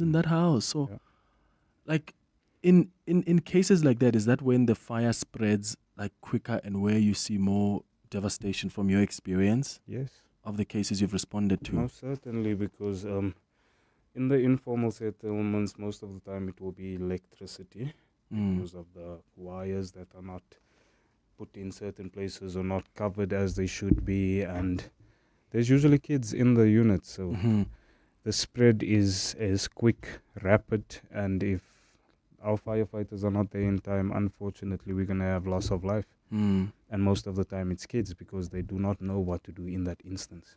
Do people die from, well, not even maybe die, but when there's a fire and there's a lot of smoke? Yes, sir. Do you like get unconscious from just inhaling the smoke? Smoke inhalation, yes. Smoke inhalation. 100%. Most of the time that's the cause of death. Oh my goodness. This is a personal one that I had. My sister-in-law, my wife's sister, youngest sister, passed away 2-3 years ago in a fire, and she passed away from smoke inhalation. Yeah. Sure. Okay. There are some questions coming through, some people sharing their experiences as well. I'm going to ask you guys to put on your headphones, and then we're going to take some calls on 011-883-0702. The WhatsApp line is 072-702-1702. Hi, good morning, Clement, and to your guests, and good morning, 702 listeners. I just wanted to find out what are the minimum requirements for a young person who's just matriculated to become a fireman? What would that entail? And maybe talk a little bit about the induction and the course. Thank you so much. Thank you so much for that, yeah? Okay, so firstly, you'll have to attend a college. A fire college where you'll need to obtain your Firefighter 1 and 2, hazmat operations, hazmat awareness, and your first aid level 3. Yes. That's your basic standard to get into the fire department. How long does it take you to do that? It depends. It depends. It takes merely 6 months. Yeah. Or some it might take 4 months. Yeah. So you're fairly new, right? Yes. When did you start? I started last year. Okay, last year. And how would you say the experience has been since you started, especially given the cases you've attended to? Like when you're new, do they take you to like light cases first, or sometimes they just throw you in the deep? I was thrown in the deep end. I would say I'm enjoying it. Yeah. I really love it every day. Whenever there's a call, whenever we run out of the station, I feel like I'm a baby. Mm-hmm. Yes, about to get candy. that's how I feel. I enjoy it every moment. How do you deal with like the times? Like, do you work night shift? Do you work? And most of the time, when do you respond to cases? Is it at night? Is it in the mornings? Is it midnight? Early hours? You can't really say like it's the same Across as the the board. question, which season has more fires? It doesn't work that way. Like a fire breaks out unintentionally most of the time. It's a Mhm. mistake. It's an accident, load shedding. The electricity came back and something was on and it shorted and the house caught alight. So most of the time it's random. Okay, what are Yeah. some of the causes from what you've seen, Cameron, some of the causes for fire starting in the homes? Because I used to think that, okay, during winter, a lot of us put on our heaters, we forget to switch them off, maybe. Stove when I don't know, or some people when they're cooking, they forgot to switch that off.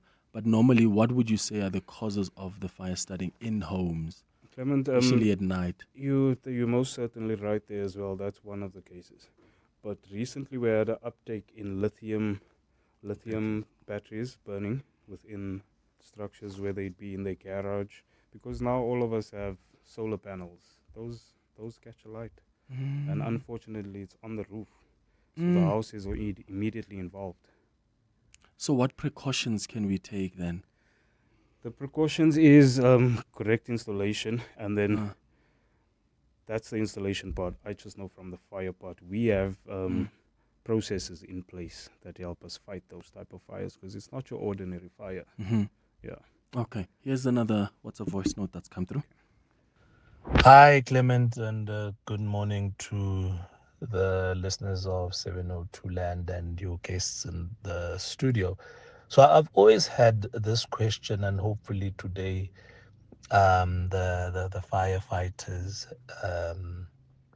will be able to answer this for me.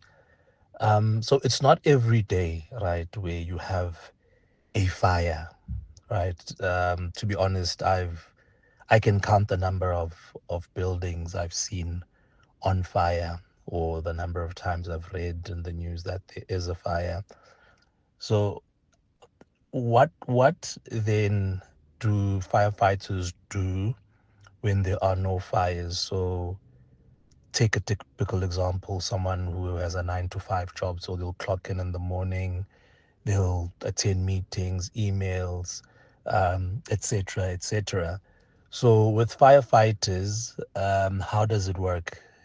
Do excuse my ignorance, but it's something I've always wondered. Thank you.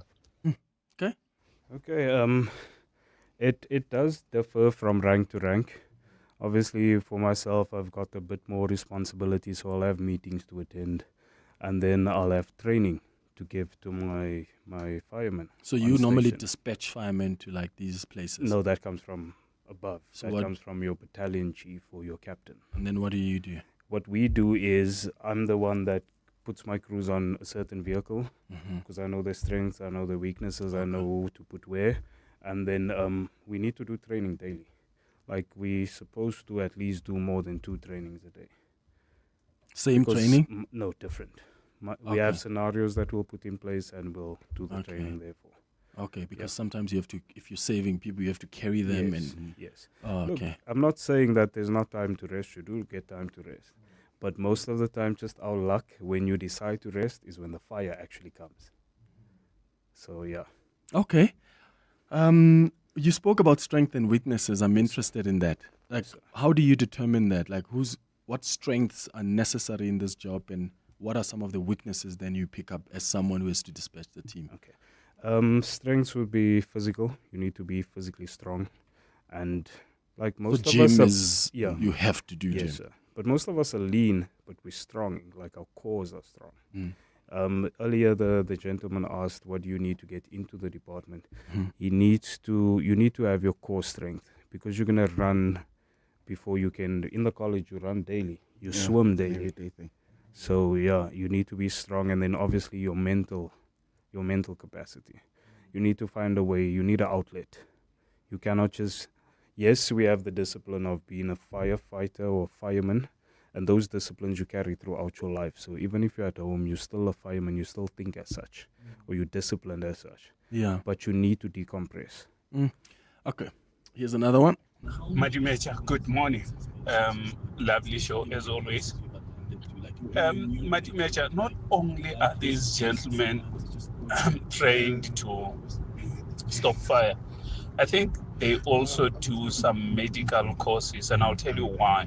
We have a friend that last week he rescued somebody who was almost dying in his car. So this guy came to the gym, sat in his car, and we thought he just sat in his car, but he had sugar, diabetes, or something along those lines. And this firefighter guy that we gym with told us that something was wrong with that guy. He went in and he realized that no, it has to do with sugar, diabetes. And I don't know what he did, but we managed to open the window. He managed to open the window, and we took the guy to the hospital. So that is how useful they are. It's not about extinguishing fire only. Thank you. Lovely show. Peter Boxberg. You trained in that too? 100%, yes. As I said earlier, notice he said the fireman was the only one that noticed something was out of place. So you are off duty, you're at the gym, but your awareness is on a different level. You see things that not a normal person would see because you're always exposed to it. But yes, the medical side, you do need to have a certain level of medical experience or qualification. Yeah, Peace, someone is asking that, hey Clement, Peace mentioned that firefighters sometimes use the jaws of life when they're cutting people out of cars. I thought that firefighters only respond to like fire situations. No, we also respond to accidents, the jaws of life, which we call it extrication tools, but as the public... Extrication tools? Yes, extrication tools. What does that look like? It's basically... Is it a huge machine? No, it's actually pieces of machinery. You have your shears, you have your spreaders, you have your combi tool, and your rotary saws. Are those people alive, or unconscious when you are doing that, using those machines? Sometimes they are, sometimes they're not. But more demanding when they are, because now you have minutes or seconds to get them out so that they can get medical assistance, because in the vehicle we can't help them that much. So you still do that on them while they're alive? Yeah. I'm getting goosebumps. Yeah. Yeah, and of course that's going to save their life, because then maybe, what happens if this car explodes, or they're more in a risk situation? Oh my goodness. Okay, another WhatsApp, Abel? Hello, 702. How are you? Hope you're fine. I've got a question to our guests. I just want to know, who goes to the scene first between the firefighter and the ambulance? Because I see them almost being on the scene, going to the scene all at the same time. Who calls who? Or who is supposed to be there at the first time? Thank you. Yeah? Okay, Clement, I'll answer that strictly with our department, with our brigade fire ops. We have a company that's affiliated with us, MediResponse. So the minute we are dispatched, or they are, depending on the scenario, they will then dispatch us. But who comes first there? It's probably the firefighters. We are hungry. We want to get there. We want to know what's happening, especially if we know that what are the circumstances on scene. Most of the time, people will say there's entrapments or somebody trapped inside, and then that's not the case. It's a little fire, but they were scared and thought that the department would take too long to come out. So then they heighten the information given to us. Oh, so that there can be a quick response. Yes, but nonetheless, no matter how small the response is, if we are needed somewhere, we're going to rush. It's actually a competition for us. Yeah, but what are you allowed to do and what are you not allowed to do? Like, for instance, maybe there are things that paramedics probably know more than you. Sir. Like, in what circumstances do you say, this is not our forte, we have to wait then for these guys to come? For us as fire ops, most of the time we are only able to stabilize the victim. Keep them calm, get them in a comfortable position, keep them talking. And obviously if there's open wounds, we'll try and keep it closed in whichever way possible, but we wait for our medical team to get there first. Okay. Yeah. It's 10:30. Let's get the latest in eyewitness news headlines. We'll come back with more of your calls and your WhatsApp voice notes as well. We're hosting Firefighters on our Across the Desk feature this morning. What questions do you have for them? And if you're in the industry yourself, what's been your experience? Maybe your loved one is a firefighter. We're putting a spotlight on this profession this morning. Sfiso, good morning. Thanks, Clement. Good morning. Controversial crime intelligence boss Dumisani Khumalo will this morning make submissions before the Pretoria Regional Court in a bid to return to work. Khumalo was arrested alongside 6 other senior officials last month for alleged corruption and fraud. The case relates to the appointment of 30-year-old Dineo Mukwele to an executive position at Crime Intelligence last year, despite her having no policing capabilities, knowledge or skills. Tshwane Mayor Nasipi Moya believes the city's governing coalition remains steady as her administration comes together to get potential funders. Moya's assurance to investors comes ahead of the city's inaugural investment summit, which is set to take place next month. And at least 15 people have died in a landslide near the Guinea's capital, Conakry. The landslide happened on Wednesday after heavy rainfall. Teams are still searching for missing people who could be buried under the rubble and sludge. And those are the headlines. This EWN and more at 11 or as it happens. EWN Traffic. Well, traveling around the Sandton area, we have got delays along Fredman Drive. This is just as you come out of West Street, and it's due to a minor protest taking place outside the IDC building. So if you're traveling in the CBD in this area this morning, please plan your trips ahead of time and try to avoid if you can. Speaking of Sandton, we've got some road closures within the area. This is due to an event taking place right at the convention center. As a result, routes like Fredman Drive, West Street are also affected. And if you are traveling on the N12 West, we've got delays. This is between Edenville Road and the Guinea interchange. There's also bumper-to-bumper traffic on the R21 North between the OR Tambo interchange and Atlas Road, and that's due to the accident that was reported there earlier this morning. Please be on the lookout there and approach with care. If you want to avoid that scene, you can try using the N12 as well as the R21 southbound out of the Jet Park area. I'll have more updates for you. Stay tuned. There's more EWN on air, online, and on the EWN app.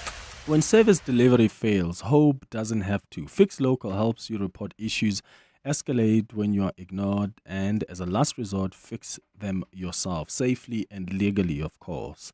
Fix Local is more than a platform. It's a way for communities to stand up, speak out, and work with or hold local government accountable. Visit fixlocal.org.za to report burst pipes, broken street lights, or other service delivery issues in your neighborhood. Also, lots of tips to help you organize in your community for action. 702 is proud to support Fix Local. Let's walk the talk and fix what's ours. Luck could be on your side when you play Powerball and Powerball Plus for 69 million rand in total estimated jackpots this Friday. That's right.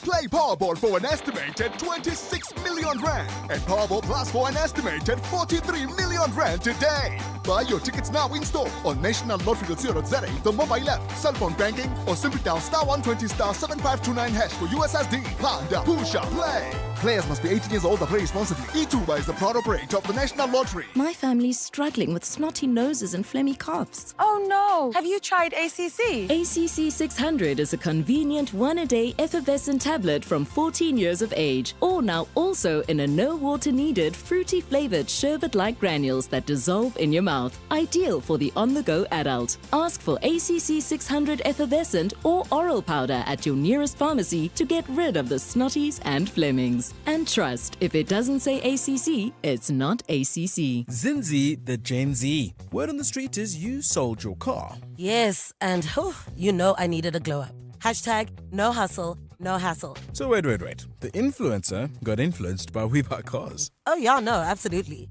And they came to me. They checked the car, they gave me an offer. Oh, and they paid me immediately. Easier than an Insta Live, without the weird DMs at 2 a.m. I didn't understand half of the things you just said, but hey, We Buy Cars. Geared for the glow up, geared for you. Across the Desk with Clement Manyathela on 702. 25 minutes before 11 o'clock on our Across the Desk feature this morning, I'm hosting Firefighters. We've got Cameron Summers and Peace Sishuro. You can give us a call on 011-883-0702. The WhatsApp line is 072-702-1702. Jimmy in Jamestown, let's start with you. Good morning. Hi, Jimmy. Morning, sir. How are you? I'm all right, man. I understand you're a firefighter yourself. Yes, I am. Go ahead. Yeah, I just need to clarify the issue of what a firefighter is doing, or just to add on what the guest already mentioned, because we get that question quite a lot. Firefighters are not only responding to fires or building fires. We're responding to other emergencies like your drownings. Maybe you have seen mostly that just pay where people will drown and then will go and do water rescue, even though in most cases it will be body recoveries. But we do respond to those incidents. We respond to chemical spillage, hazmat incidents, not only fires. So sometimes we might be on the highway where there's spillage for 12 hours, not necessarily that we'll only respond when there are fires.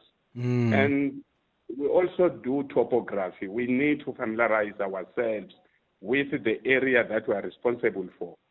You need to know what companies, what do they have, their housekeeping.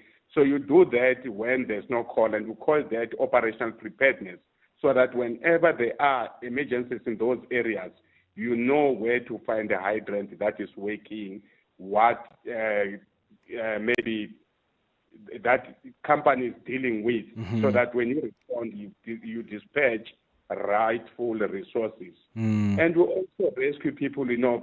Sometimes we find people trapped on high-rise buildings. There might be no fires, maybe something that led them to the top of the roof where we need to get them down. So there are a whole lot of training in and incidents that we respond to. Oh, that's amazing. What do you guys not do? Like, you could respond to any level of emergency. 100%. But geez, that's incredible. What happens, like, Peace, have you been in instances where there's no hydrant working? Yes, I have. And what happens? What do you do? And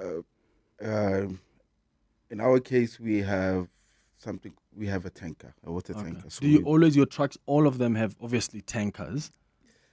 Yes, they do have tank like the engine, but we have a special one, the water tanker, which has like more capacity of water than the engine that we drive in. Okay. Yes. Okay. So they can supply the engine with water. So we do have enough sufficient water for the scene that we are currently working at. Okay. Yes. But is it important for like areas to actually have functioning hydrants? Yes. Because I do remember there was a point where there were reports of some certain places that don't have fire hydrants, and they could be dealing with risks of fire. Yeah, it's an unfortunate situation. Even in the CBD, Johannesburg CBD, we have those situations where it's a building, there's no water within the building, and there's no water around in the area. There's no, like you said, hydrants. But we have small vehicles, which are UHP, ultra-high pressured vehicles. They have water. We have our engines with water, and then we have our tankers with water. So we always have water. Okay. Yeah. Do you ever deal with issues of safety? Like, are there areas, because even ambulances now, paramedics are scared to go into certain areas because they start robbing them. 100%. Do you guys get concerned about safety? Yes, we do. A lot, especially sometimes in the townships, because they get to try and steal our equipment.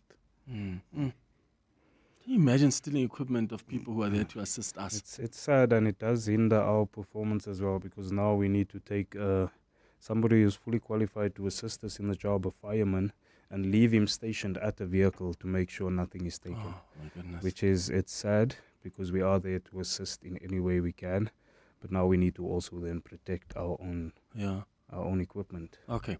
What would you say is the most, to both of you, what's the most challenging thing about this job, and what do you think is the most fulfilling thing? Like, what makes you love this job, and what do you think is the most challenging thing? Oh, the most challenging thing.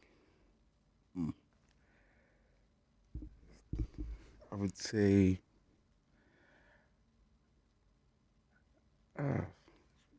What's the most amazing thing then about the job? Okay, the most because maybe you don't have challenging things about the job. The most amazing thing is going out to a call and helping someone that you don't know, and for a person to say thank you after that. For me, that's the most fulfilling thing.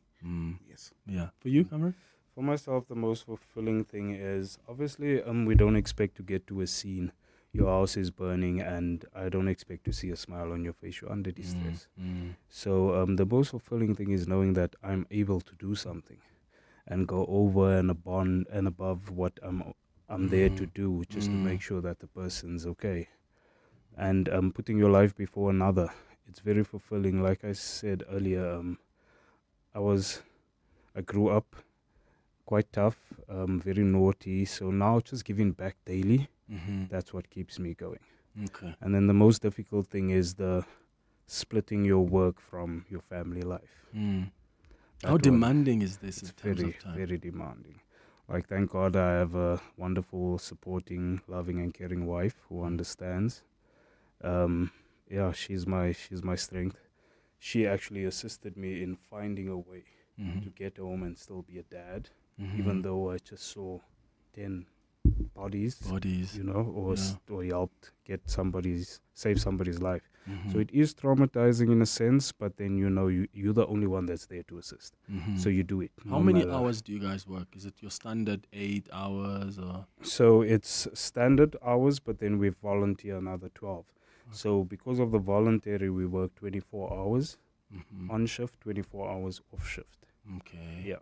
So that just speaks to how committed our guys are. We give more than what we're supposed to. Do you sometimes get to be on call, like with the doctors where over a weekend you are off, but you are on call? 100%. Should there be emergency 100%. And you are called? Especially the higher up ranks, you 24/7 on call. Okay. Yes, sir. Norman, you're calling us from Johannesburg. Good morning. Good morning. Sure. I'd like to find out how often do they check to see if the fire hydrant has got enough water, because there's a lot of people that's using it for washing cars and taking water from the fire hydrants. Really? People use that for... Yeah. People actually vandalize. So there's something in a hydrant that people take. The knobs they sell. The knob and the seal. They brass and then the seals.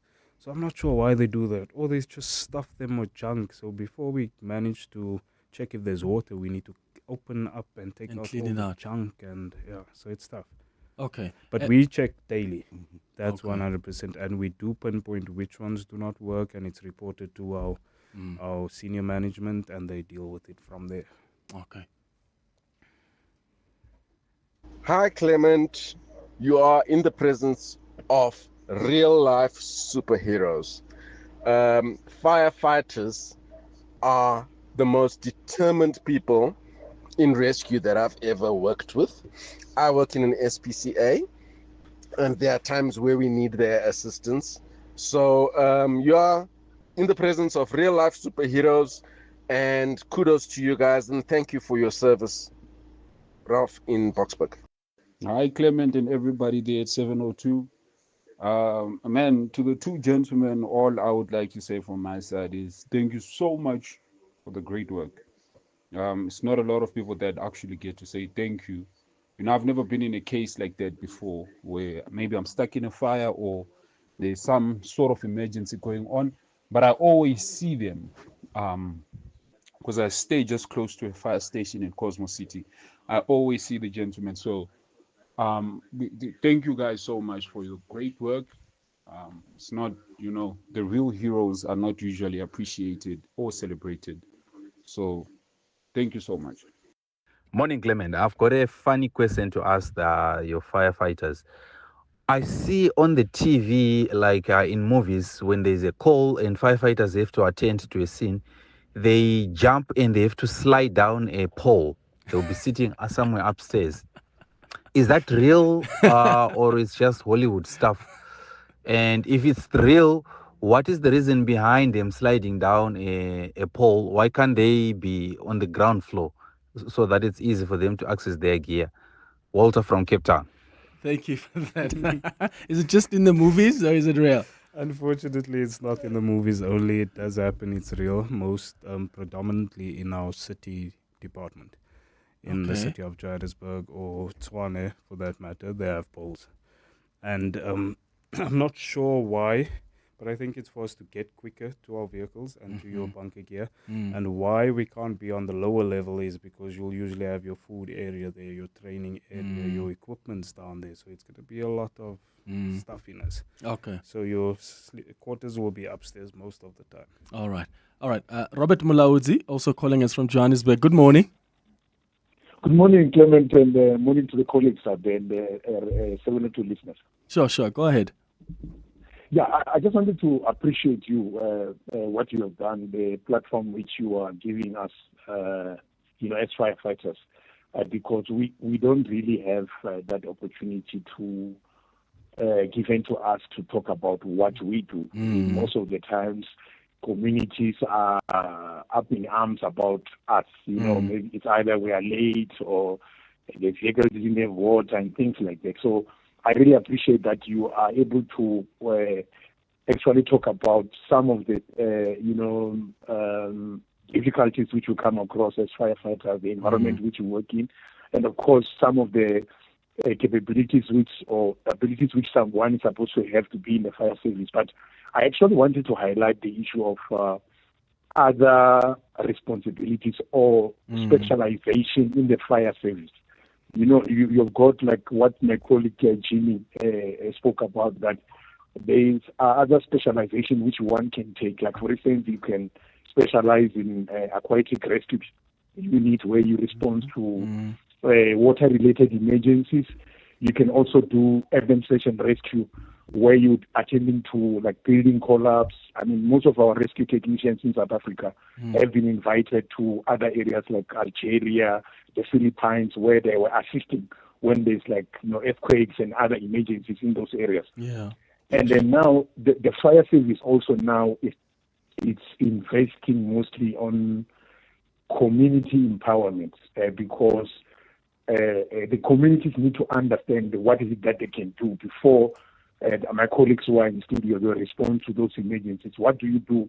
So the very same firefighters who are sitting there in studio, they will have an opportunity to go out to communities to educate the communities about the dangers of maybe leaving heaters unattended and things like that. What is it that they can do to call emergency services? And of course, if there are buildings in an area where it's a business people, they are supposed to comply with maybe municipal service bylaws and all that. So there's a whole lot of careers in the fire service which, young people who are listening to us can be able to tap in, because we also need young people who are more energized, who have got energy.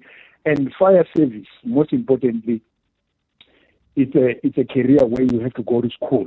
You can even have a PhD in fire service. So it's not like something where it's a general work where everybody can just do.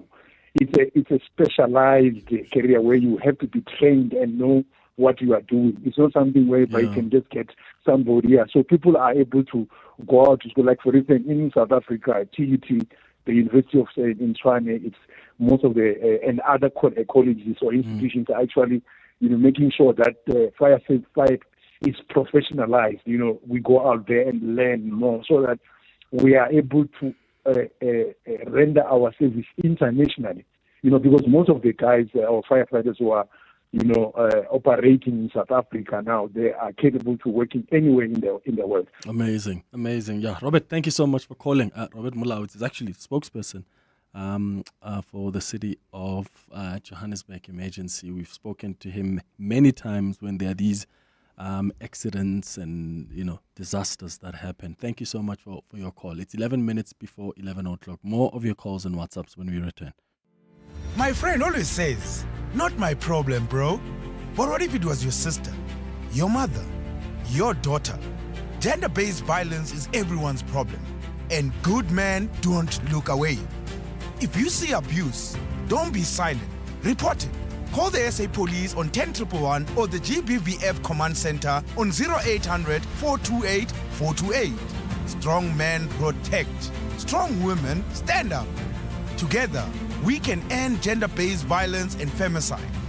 Break the vicious cycle. Act now. A message from Government Communications, the GCIS. The DSTV Delicious Festival powered by Lotto Star is back. With just one ticket, you can experience unforgettable music, mouth-watering food, bold fashion and vibrant art. From Saturday the 20th to Sunday the 21st of September, celebrate with your friends and bring the family for a picnic on Sunday. This year, DSTV celebrates 30 years with international headliners, South Africa's hottest talent, and a feast that's as big as the vibe. It's Africa's biggest music and food festival. Get your tickets now at Ticketmaster. The DSTV Delicious International Food and Music Festival, powered by Lotto Star and supported by 702. More on deliciousfestival.com. Whenever you hear deep in the heart and art of jazz, think Sia Makuzeni with the big band, Jasmine Horn, Alun Wad, The Baylor Project, Jose James sings Badu, Umu Sangare, Esperanza Spalding, Michelle Dugiocello, Elaine, Tezo, Munei, Mondli Ngobo, and many other spectacular icons. Think Standard Bank Joy of Jazz Festival, 4 stages at the Sandton Convention Center, 26th, 27th and 28th September, and take me there. Book via Ticketmaster. Across the desk with Clement Manyathela on 702. 9 minutes before 11 o'clock. Let's continue with your calls and your WhatsApps as well.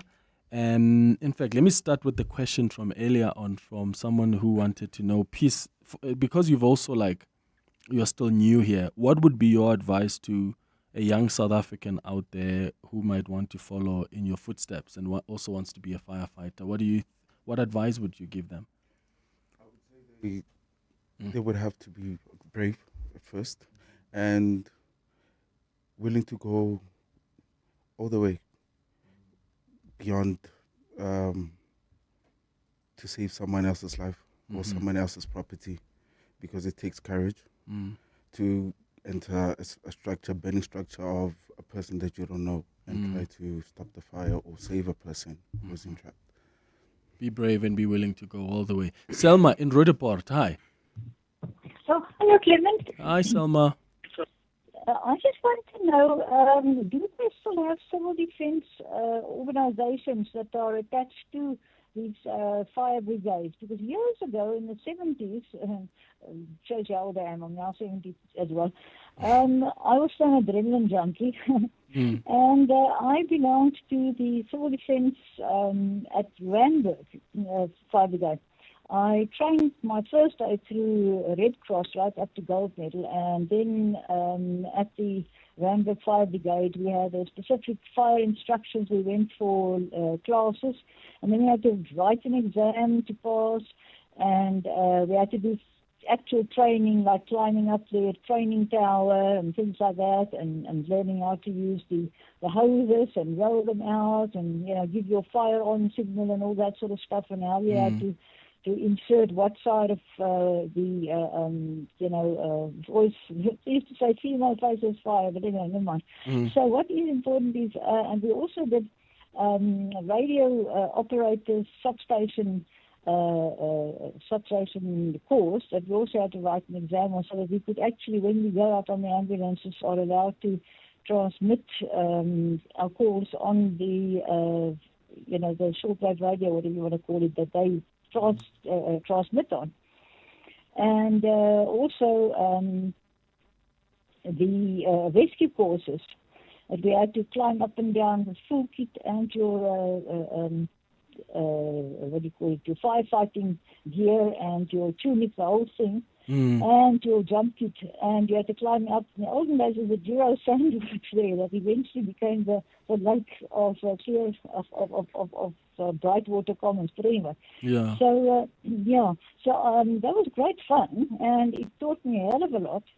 And eventually, in my ordinary work that I normally do, I was also a first aider for our division.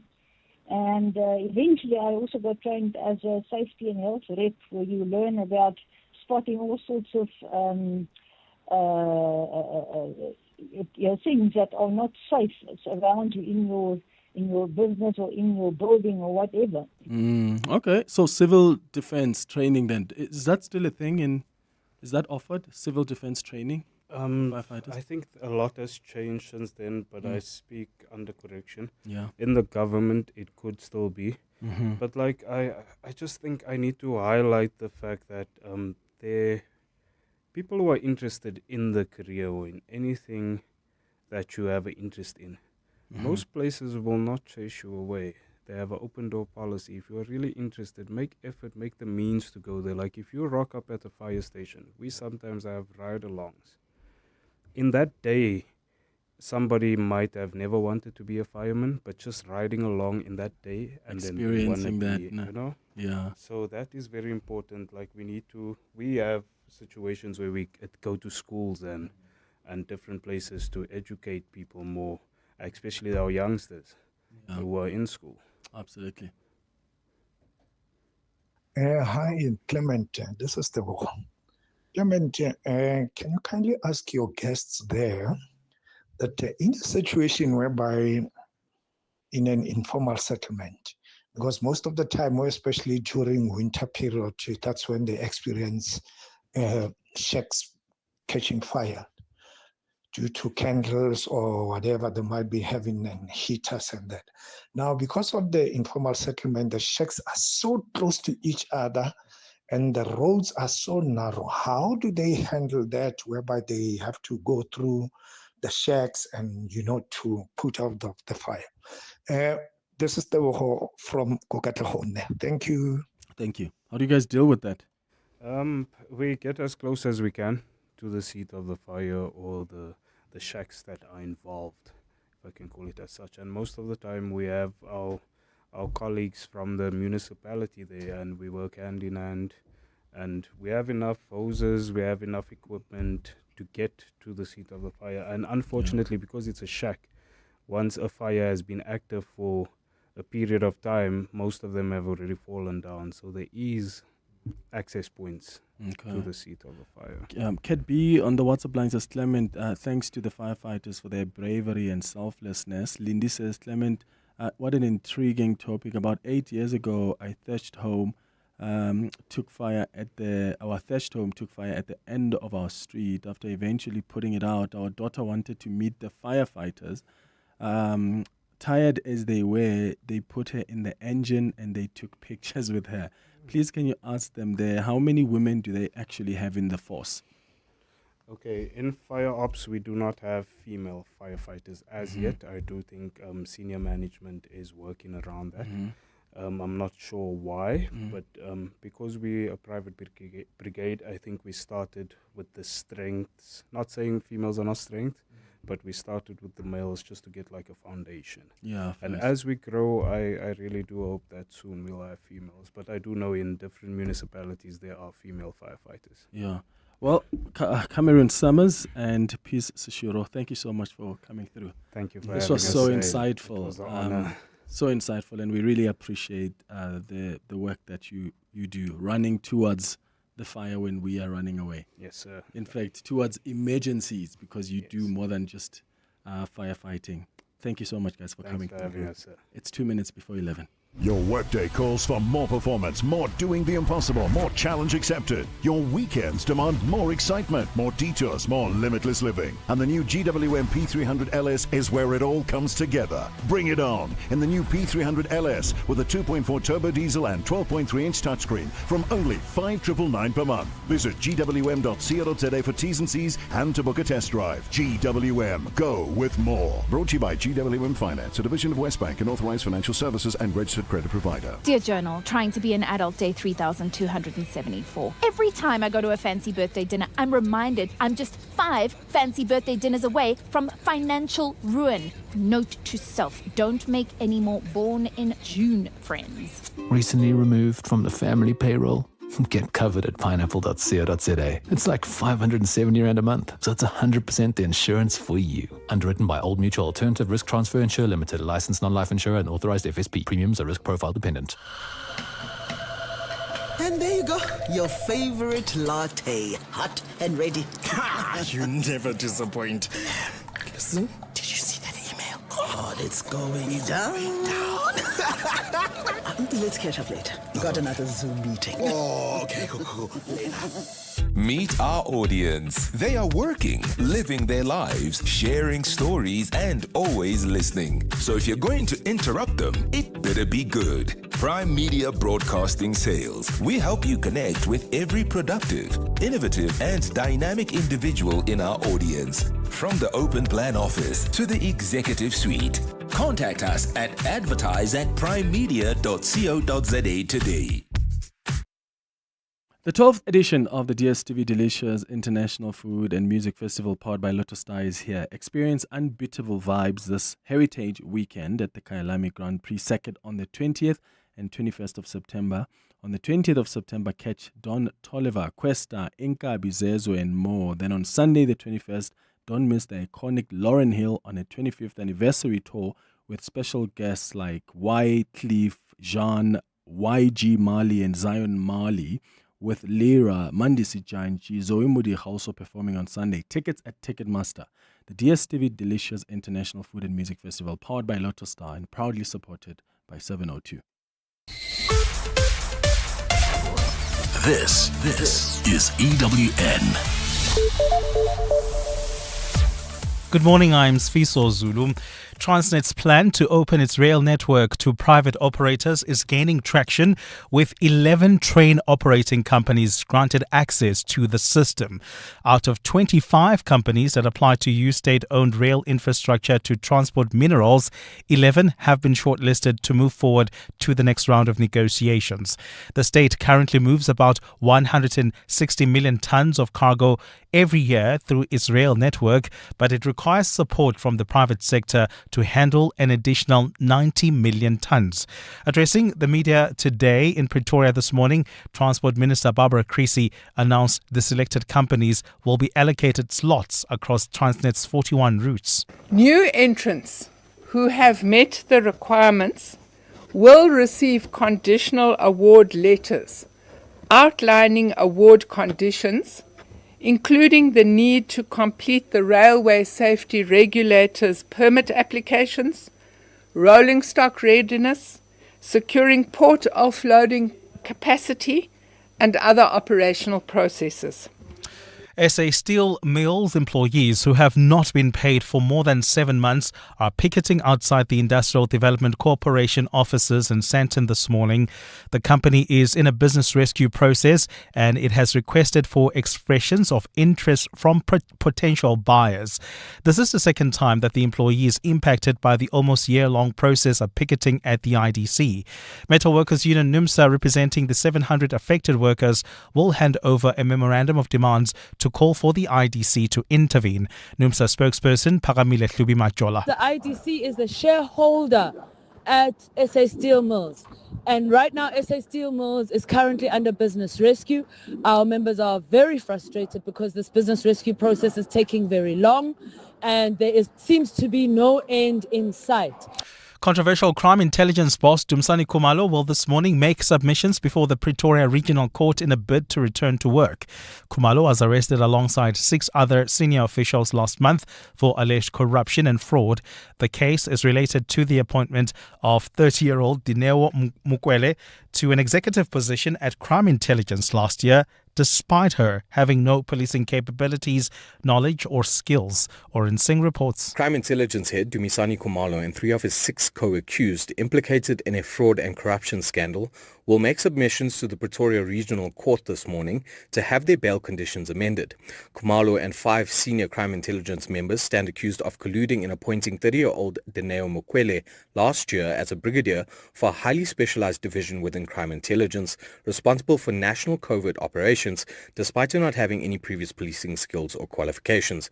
Khumalo, Mukwele, as well as Precious Madondo, head of the Analysis Center at Crime Intelligence, and Josiah Lekalakala, Gauteng Crime Intelligence head, want their bail conditions amended so they can return back to work. However, the state intends to strongly oppose this request, as many of the witnesses set to testify in the case are crime intelligence employees. Oren Singh, Eyewitness News.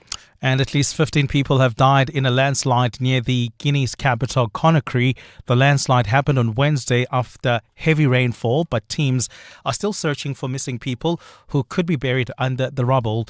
Landslides are common in Guinea during the rainy season, which runs from June to September, and have been worsened by chaotic urbanization of mountain slopes and flood-prone areas. Gold is trading at $3,333.62 an ounce.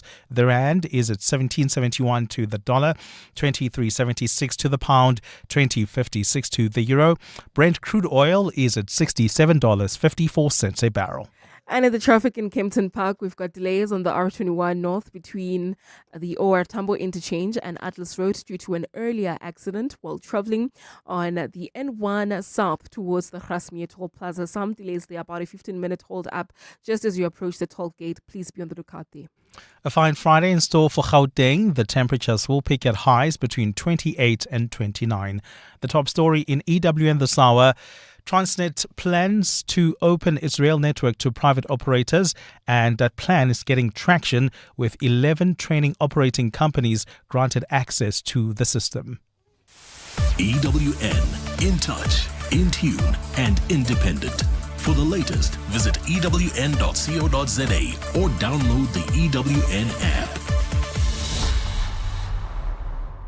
Show up for the finalist who showed up for you. Gauteng's greatest awards with 702 and Yoko. Vote for your favorite local business now on primediaplus.com. You're with Clement Manyathela on 702.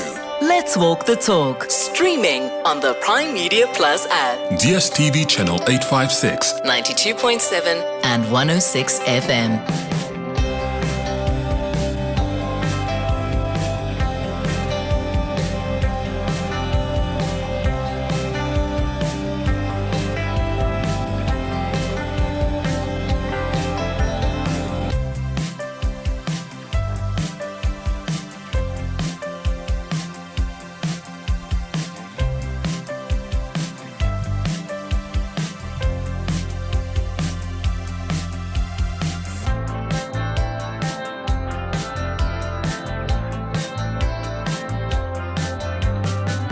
Seven minutes after 11 o'clock. Dumelang, welcome to the third and final hour of the Clement Manyathela Show. Thank you for staying with us here on 702. What an amazing conversation with our heroes, the firefighters. They're so cool. But guess what? Apparently, firefighters are some of the hottest people you will find. Listen to this. Clement, I haven't phoned into the radio, but I have to tell you a funny story. The one time our neighbor's house was burning, and I could smell from much earlier. They left the stove on during bad times of load shedding, and they left for a funeral. So during the course of the morning, I'm smelling some smoke, but I can't see where it's coming from. Eventually, I figure out that it's our next door neighbor. And then I called firefighters to come through, and they arrived quite quickly. But there was a lot of damage that had been done, obviously, because the house was closed. And by the time we saw the smoke, the whole kitchen had burned down. So when these guys arrive, the hottest guys I've ever seen, they're asking me, where's the fire hydrant? And I couldn't focus. I was just looking at how ripped these people were. Oh, that is so funny. But yeah, apparently someone also tweeted that firefighters, it's like you have to be ripped. What's the other word for ripped? Like, you have to have muscles. Like be buff, eh? Yeah. Oh, fascinating. Time now for adult radio.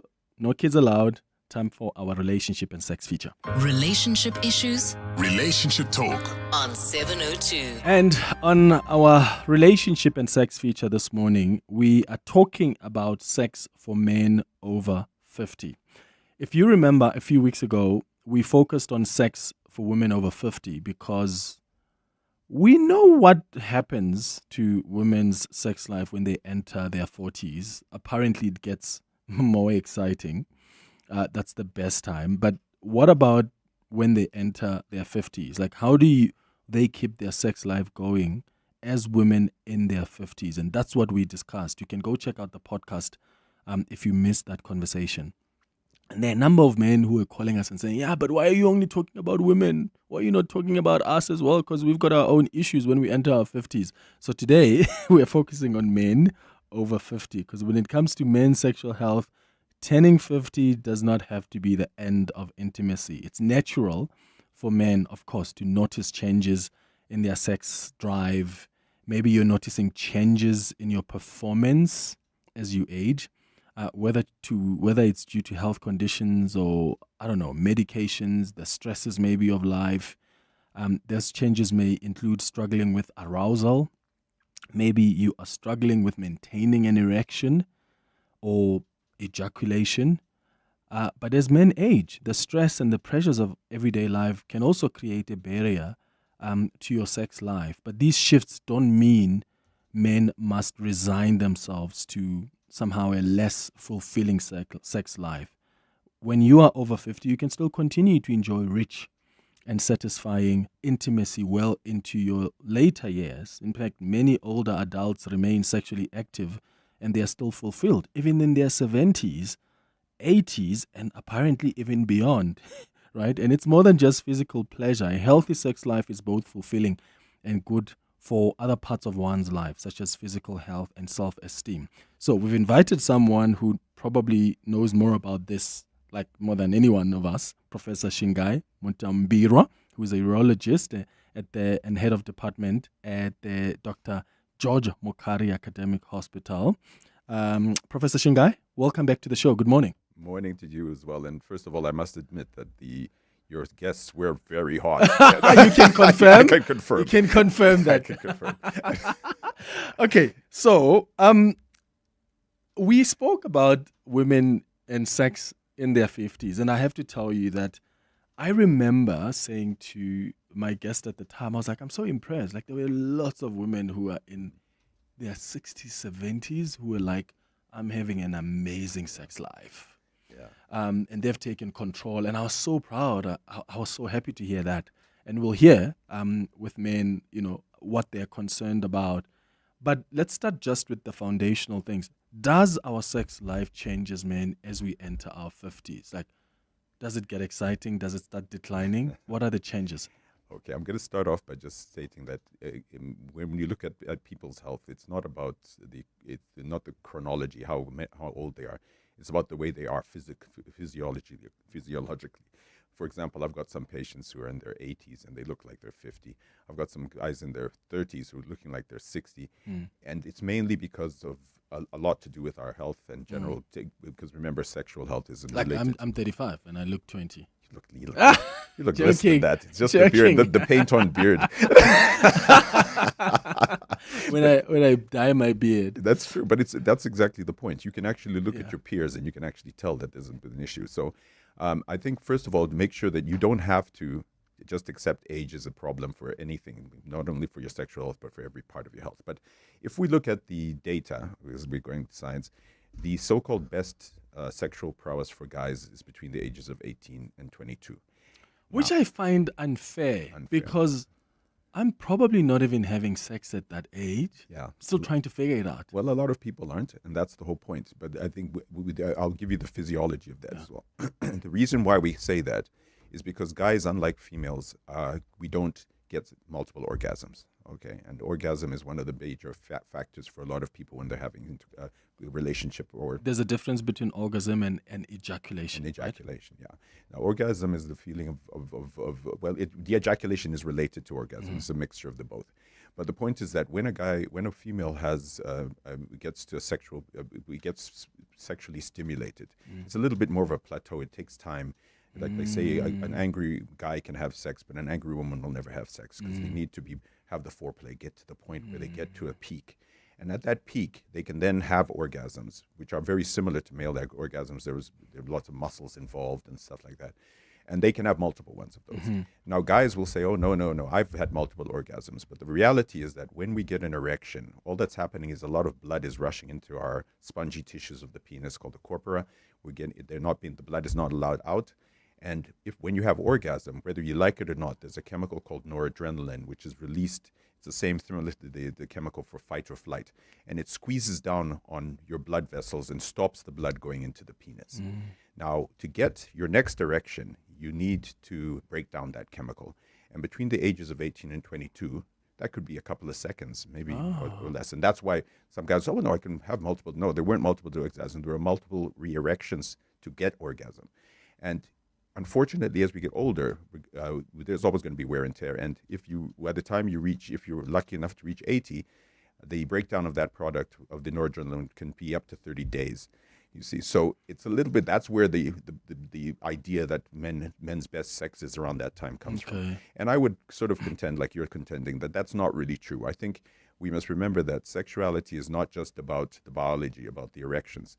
It's about the social, the cultural, the physiological, as well as the personal feelings about sex.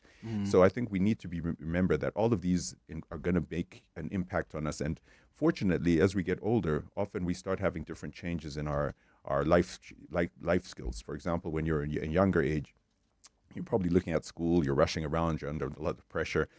You might have problems with your sexuality there. And similarly, as you get older, you're getting more relaxed, even as guys. You might find that you're more comfortable with your partner. You'll be more comfortable with your body as well.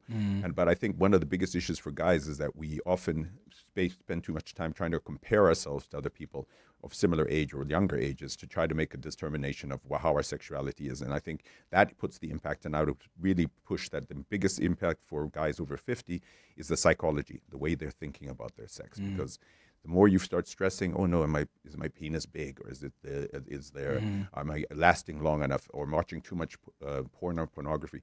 These things are going to impact. And I think we have to start recognizing that the psychological impact for guys, especially as we get a little bit older, can be positive or can be negative. Okay.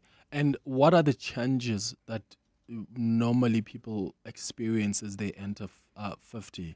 And is it affected by that psychological aspect, like maybe, I don't know, that you can't maintain your erection for too long, or early ejaculation, or struggling to whatever it is?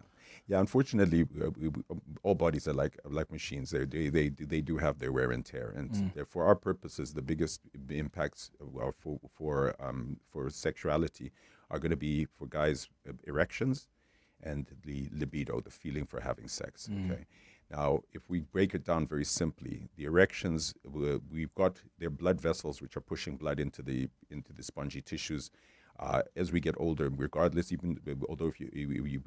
what happens, you can get some scars inside there. We call them atheromas, which are what causes heart attack, strokes, loss of limb, but also erectile dysfunction. And unfortunately, the penis artery is slightly smaller than the main one to the heart, which is slightly smaller than the main one to the brain, and that sort of thing. And so if you get a continuous problem with erectile dysfunction, that we usually say between 3 and 6 months continuously, you are at up to an 11 times increased risk of heart attack, strokes, loss of limb.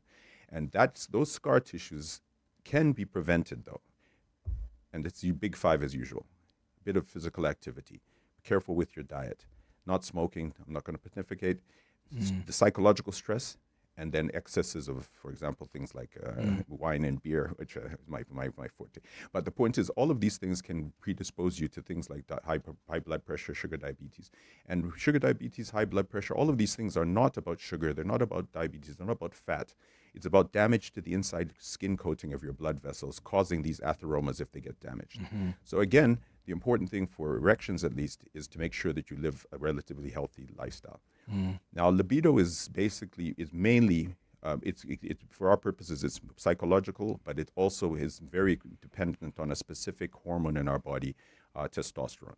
Testosterone is produced mainly in our body from the testicles, and again, wear and tear. We know from the age of 30, there's a 3 to 5% decrease in testosterone levels as we age, and year on year, and that can have its toll on the feelings of having sex, and that also then impacts on your erections, but also it impacts on the psychology. We know that if a guy over the age of 40 gets his first episode of depression, for example, half of those, 80% of them have a low testosterone, which if it's supplemented can actually improve their depression as well.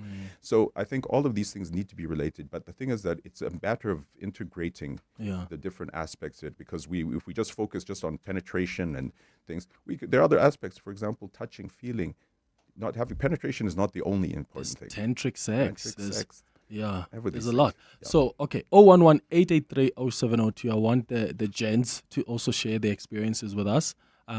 Also, they are partners as well, because when we spoke about women and sex in their 50s, their partners were calling in. I mean, in heterosexual context, there were women, men who were calling in and saying, my wife is in her 50s and everything seems to be cool. Some were calling in to say, my wife doesn't even want to have sex anymore. What is your experience, right? Are you a man over 50? What is the state of your sexual health? What sexual challenges are you having? Are you struggling with your libido?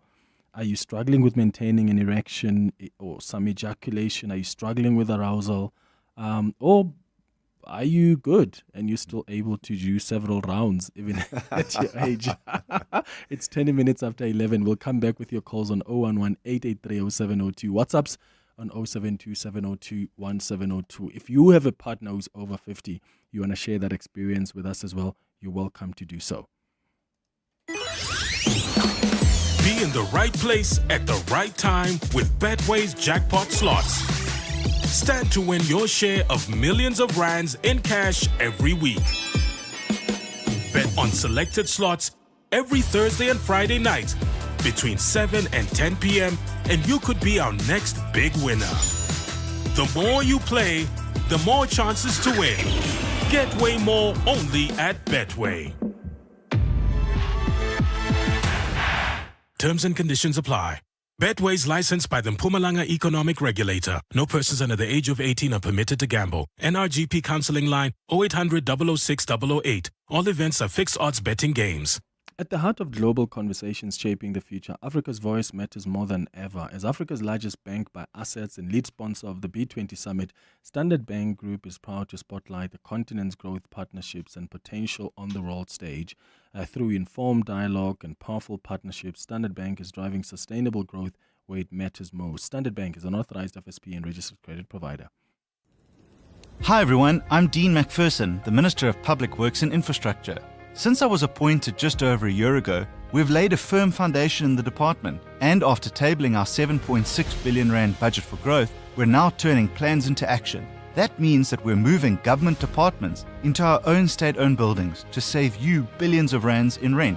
We're unlocking public land to build affordable housing, create shelters for victims of gender-based violence, and to boost food production. We're also tackling corruption head-on without fear or favor. And we're giving young South Africans real opportunities through a reformed EPWP program that focuses on skills and long-term jobs. And this is only the beginning. With your support, we're building a capable and professional department that delivers infrastructure, creates jobs, and puts public assets to work for the public good. The best is yet to come because we're building a better country for you, brick by brick. Every Thursday on 702 Breakfast, Old Mutual Corporate tackles the tough questions around South Africa's retirement crisis and how to change the future we're heading toward within the world of work. So certainly I think we also on a journey. We've started our reform journey and we would have done the two-part retirement system, which covers the preservation part of it. We're going to reduce the leakage in the schemes. But when you look at the Australian context, it's a journey that has got a long time in it. So they started from mandatory contributions at a rate of 3%. They're now at 12%. So it's not a question of us copying and pasting. It's us appreciating retirement reform doesn't happen overnight. The Old Mutual Thought Leaders Forum, Thursdays between 6 and 9 a.m. Brought to you by Old Mutual Corporate on 702. Relationship issues? Relationship Talk On 702. 23 minutes after 11 o'clock, we're talking about sex for men over 50. What are you struggling with? What is changing? What are you concerned about? What are you excited about? You can give us a call on 011-883-0702 or send your WhatsApps on 072-702-1702. Let's start with Tebogo in Hartbeespoort. Tebogo, good morning. Good morning. Sure. Go ahead, brother. Yeah. I've got two problems here. Yeah. I've got what is called retrograde ejaculation, where the sperms don't go out, And I also have a severe erection nerve. Mm-hmm. Now, I would like to know if those two conditions are reversible. I'm 78 years old. I neither drink nor smoke. I'm healthy. I'm vegetarian, Sure. Yeah. All right. Thank you, Tabacho. Yeah, Tabacho. That's actually a very interesting question. First of all, when a guy ejaculates, what's happening is that your testicles produce sperm. They travel down through a long tube called the vas to the area of the prostate, which is sitting just below the bladder, all the way around the pipe for passing urine, which is also the pipe for ejaculation. And then, because most of what a guy ejaculates is stuff made by that, things like sugars, proteins, and stuff which support the sperm outside the body. And for our purposes, there are two muscles around the prostate. One is below it, which controls so we don't wet ourselves. The one above it is used to push the semen forward when we have orgasm. Now, when we have orgasm, there are two aspects that happen. First of all, there's what we call emission, where all of these fluids are pushed into the pipe for passing urine. And then the second is when the ejaculation itself occurs, where you start pushing the semen out. And unfortunately, again, for guys, when we reach about 40, there's this prostate gland becomes a bit of a nuisance. It starts getting bigger. It can become cancerous and that sort of thing. And depending on what happens, for example, some medications we use to help to pass urine, because if it grows into the pipe, it can cause you not to be able to pass urine properly. A lot of those medications relax the muscle of that pushes the semen forward, and it can go back into your bladder and it gets passed out in the urine. Not dangerous or anything because it's just coming out there, but it can happen. Similarly, if we do prostate operations to remove the prostate or give radiation, it can do the same thing. So the short answer here is that if he's having a problem, the most likely aspect, if he hasn't had an operation or treatment for cancer or prostate, it's that the prostate is just a little bit larger. And there are some medications which we can try to use to help to push the semen forward. But I think, again, it's a matter of the mindset as well, especially if we can't do something about it. A lot of guys spend so much time thinking about it that it actually impacts on their erections and then gives them problems having sex in general. It's not dangerous. It's part of aging as well in a lot of men. But the thing is that you should get it checked out, and there are some things that can be used that might help. No guarantee might help. Okay. Yeah. Adrian, you are in Johannesburg. Good morning. Good morning, doctor. Hi, Adrian. Go ahead. Morning. Doctor, I'm 72 years old. I removed both of my prostate. There was cancer in it, a radical prostatectomy. Yes. There's no erections. The penis has started to shrink. I went to the doctor. We did testosterone levels is fine, he says. But I've got a problem. I don't know how to solve the problem. Yeah. How long ago was the prostatectomy? 10 years ago. 10 years ago. Okay. Yeah. Unfortunately, when we have any sort of therapies for prostate cancer, the issue is that the main blood vessel and the main nerve that runs to make the blood vessels rush into the spongy tissues are right next door. They're like twins. They're like one on each side. And regardless of how hard we try to preserve them, any of these therapies can damage these blood vessels and the nerves, and that can cause exactly your problem. And I'm happy you're 72 and you're still looking to have sex. And I'll explain because there's good French data to show that if a guy over the age of 60 has sex twice a week instead of twice a month, you increase your longevity by up to 6 years. For females, it's 8 years.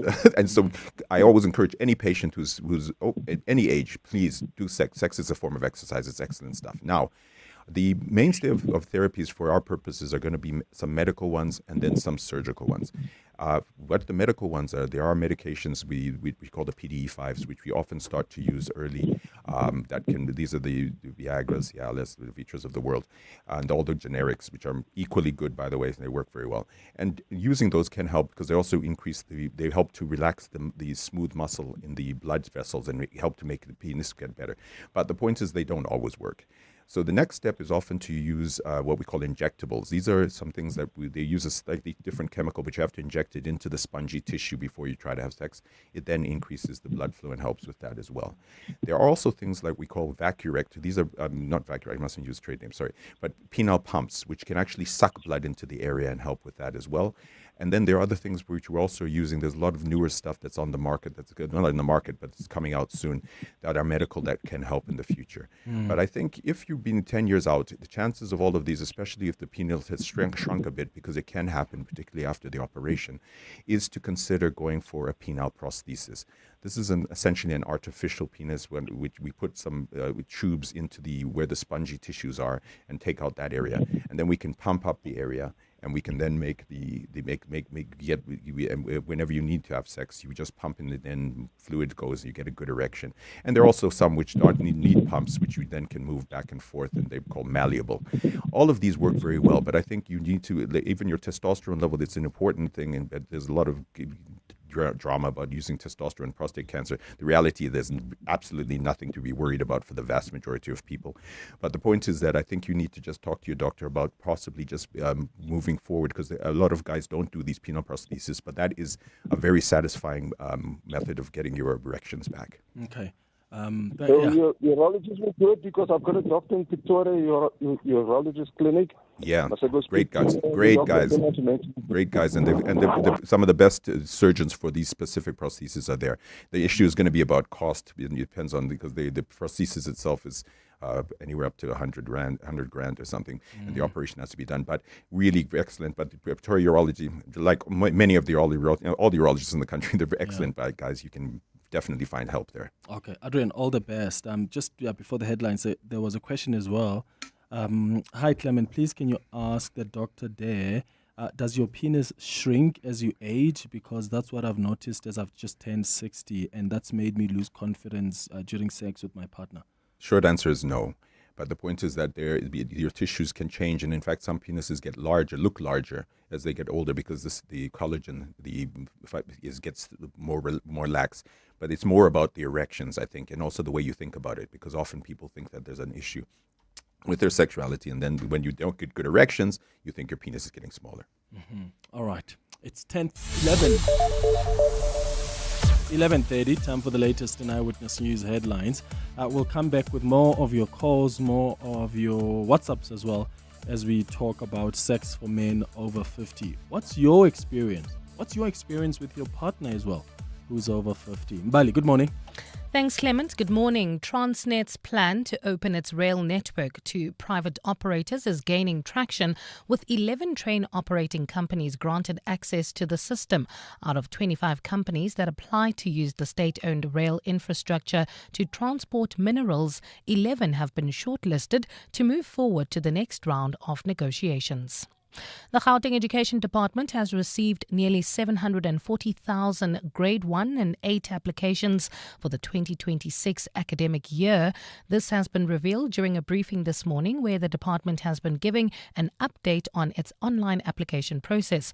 With the online applications closing next week, MEC Matumichilwane says it's crucial for parents to utilize the little time left to apply. And SA Steel Mills employees who have not been paid for more than 7 months are currently picketing outside the Industrial Development Corporation offices in Sandton today. The company is in a business rescue process, and it has requested for expressions of interest from potential buyers. Those are the headlines this EWN and more at midday or as it happens. EWN Traffic. Well, traveling on the N3 North, we've got some delays. This is between Marlborough Drive and the Baklu interchange, and that's due to an accident reported along this route. While traveling towards Bedford View, delays on the N12 West and R24 West between Edenville Road and the Gilulis interchange. Roadworks are taking place along this route, and that's the reason for that queue. There's some delays on the N14 West approaching the Deep Sloot area coming out of Cedar Road. Please be on the lookout there, and if you know exactly what's happening along that road, do send us a report on X at EWN Traffic. I'll have more updates for you. Stay tuned. There's more EWN on air, online, and on the EWN app. Oh, Shane, do you have a sore throat? The Andalex range of lozenges offers 2 options. At the first signs of an irritated, scratchy throat, use Andalex lozenges for dual action, soothing relief. But for a painful, inflamed throat, use Andalex C lozenges for triple action, pain relief. Andalex, SA's #1 choice for a sore mouth and throat. Andalex lozenges are available at all leading pharmacies and supermarkets. Just Andalex it. Ready, jet, go! 2 fully paid trips to the Abu Dhabi Motor Racing Spectacular must be won in the thrilling new JetX competition exclusive to Hollywood Bets. An unforgettable experience awaits on one of the fastest circuits on the planet, with the world's top drivers battling for supremacy. To stand a chance to win, bet 10 Rand or more on JetX. 1 million Rand in cash is also up for grabs. Hollywood Bets. Fly higher with our multiplier. T's and C's apply. Hollywood Sportsbook is a licensed betting operator. No persons under the age of 18 years are permitted to gamble. Winners know when to stop. South African Responsible Gambling Foundation toll-free counselling line 0800 006 008 or WhatsApp help to 076 675 0710. To walk the talk is to turn words into meaningful actions. And it's what we at 702 are committed to doing every day. We're also committed to following the rules set out by the Broadcasting Complaints Commission's Code of Conduct. To give you balanced programming, fair comment, and accurate news.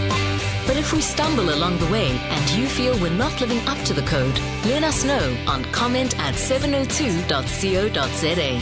And if after that you're still not happy, you can direct your complaint in writing to the Broadcasting Complaints Commission, PO Box 412365, Craig Hall 2024. For more, visit bccsa.co.za.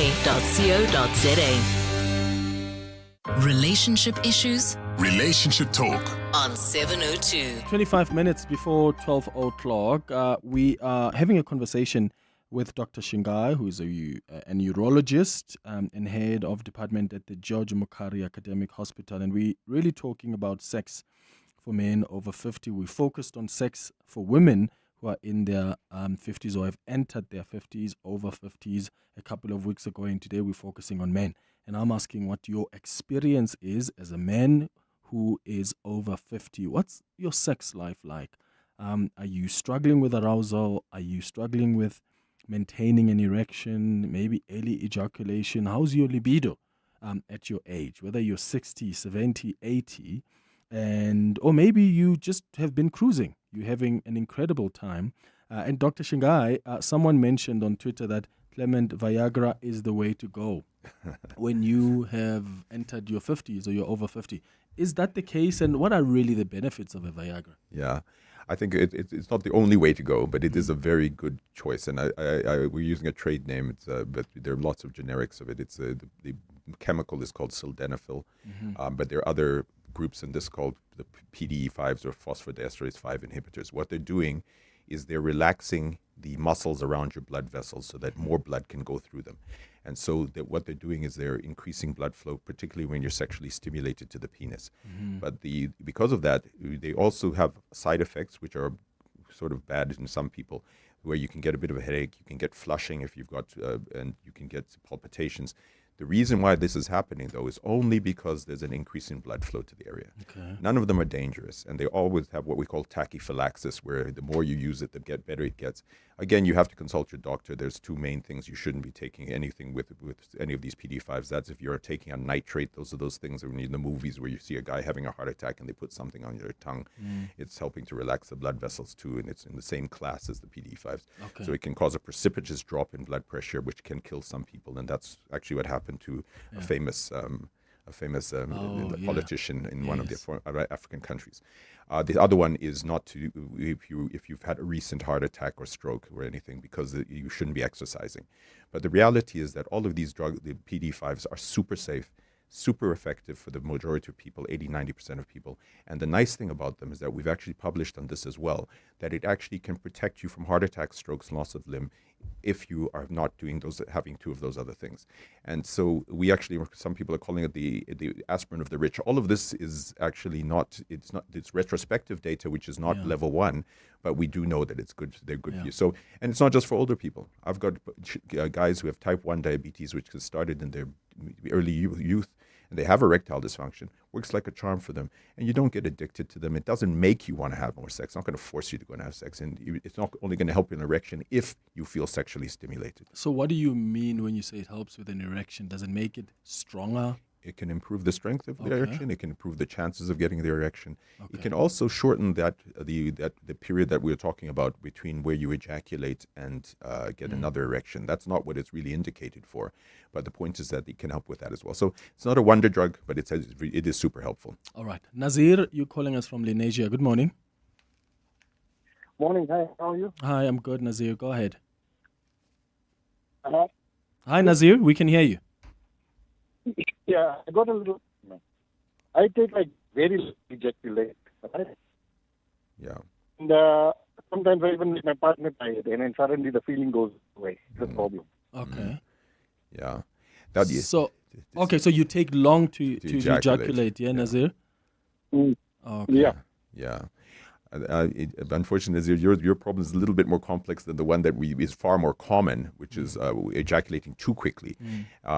Again, remember the amount the ejaculatory time is based a lot of different factors, but the one that's most important is there's a chemical in the brain called serotonin, which is if it's low, it causes you to ejaculate too quickly, and if it's high, it can cause you to have delayed ejaculation as well. And the commonest, and it's sort of a catch-22, but the fact of the matter is that if you have premature ejaculation, there are lots of things we can do, but the one that is an off-label treatment where we use forms of antidepressants called SSRIs, or serotonin reuptake inhibitors, which raise the serotonin in the brain. And if you are taking an antidepressant, you're going to have delayed ejaculation as well, even if you didn't want it. No, I'm not taking no medication No, whatsoever. that's fine. I'm Yeah. a heart patient now. Okay. And you're But, 56, so still young. Still the youngster. I'm 56. Yeah, you're a young man.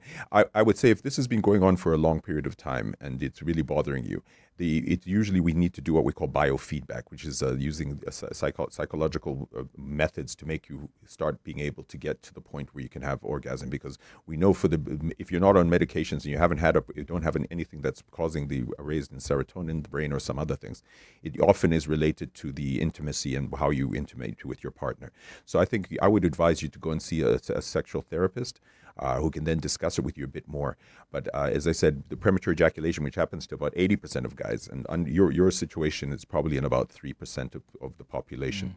But in the 80% who have premature ejaculation, just going to your GP or general practitioner should be sufficient. They can help you with this as well. All right, great. Nazir, have it checked out and all the best. Albert in Houghton, hi.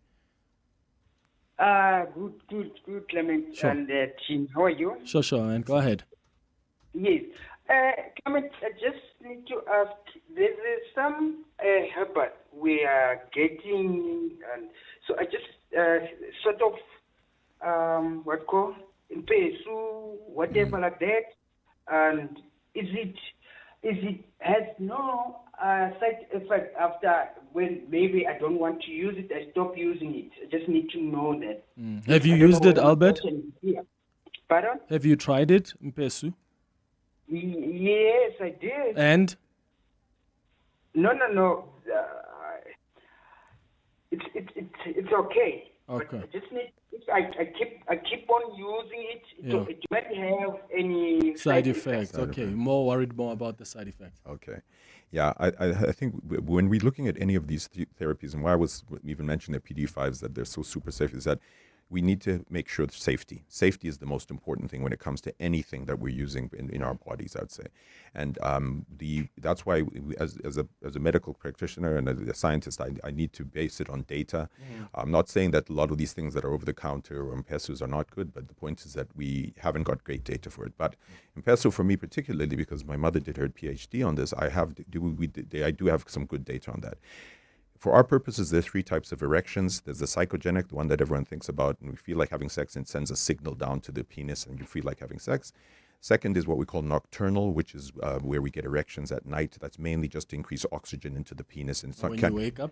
Yeah, you usually get, it depending on the age, but for a 1-year-old and newborns, they're getting between 12 and 15 erections every day. Yeah, more than you and me, my friend. So sad. But it's just for oxygen into the penis. It's normal. And mothers, please leave the guys alone. They fiddle with it sometimes. They're not naughty. They're not naughty. It's what they should be doing. Okay, and that's based a lot on the so-called man chemical testosterone. The third one is what we call reflexogenic, which is a reflex. For example, paraplegic men They can get erections if they pinch the tip of the penis or the inside of their anus because it causes a reflex, sort of like the knee jerk that people have. And you can get 70-80% of them get erections, they can have sex. And their bigger problem is usually fertility. And what Mpesu does is that it's actually a toxin. It contains mainly something called cantheridine. And it's not just Mpesu. These Spanish flies, all of them have very similar chemicals. What it does is it causes irritation to the skin coverings of your stomach, skin covering of your kidneys, skin covering of your bladder, skin covering of the pipe for passing urine as well. And because of that, it can cause a reflex erection because you're irritating your pipe for passing urine, okay? It can work. Obviously, there is evidence, but the problem is that because it's damaging, it's going to other places like the liver, the kidneys. You can get liver failure, you can get kidney failure, you can get heart problems as well. So I'm not saying don't take it. I've never, a person must make their calls. But as far as I know from the data, I would not be very comfortable about using it myself. Yeah. And if I'm not comfortable, I wouldn't tell somebody else to use it. All right, here are some WhatsApp voice notes that have come through. Hi, Clement, Anonymous here. My question, I always hear about supplements. I've actually been to my doctor, I've asked for supplements.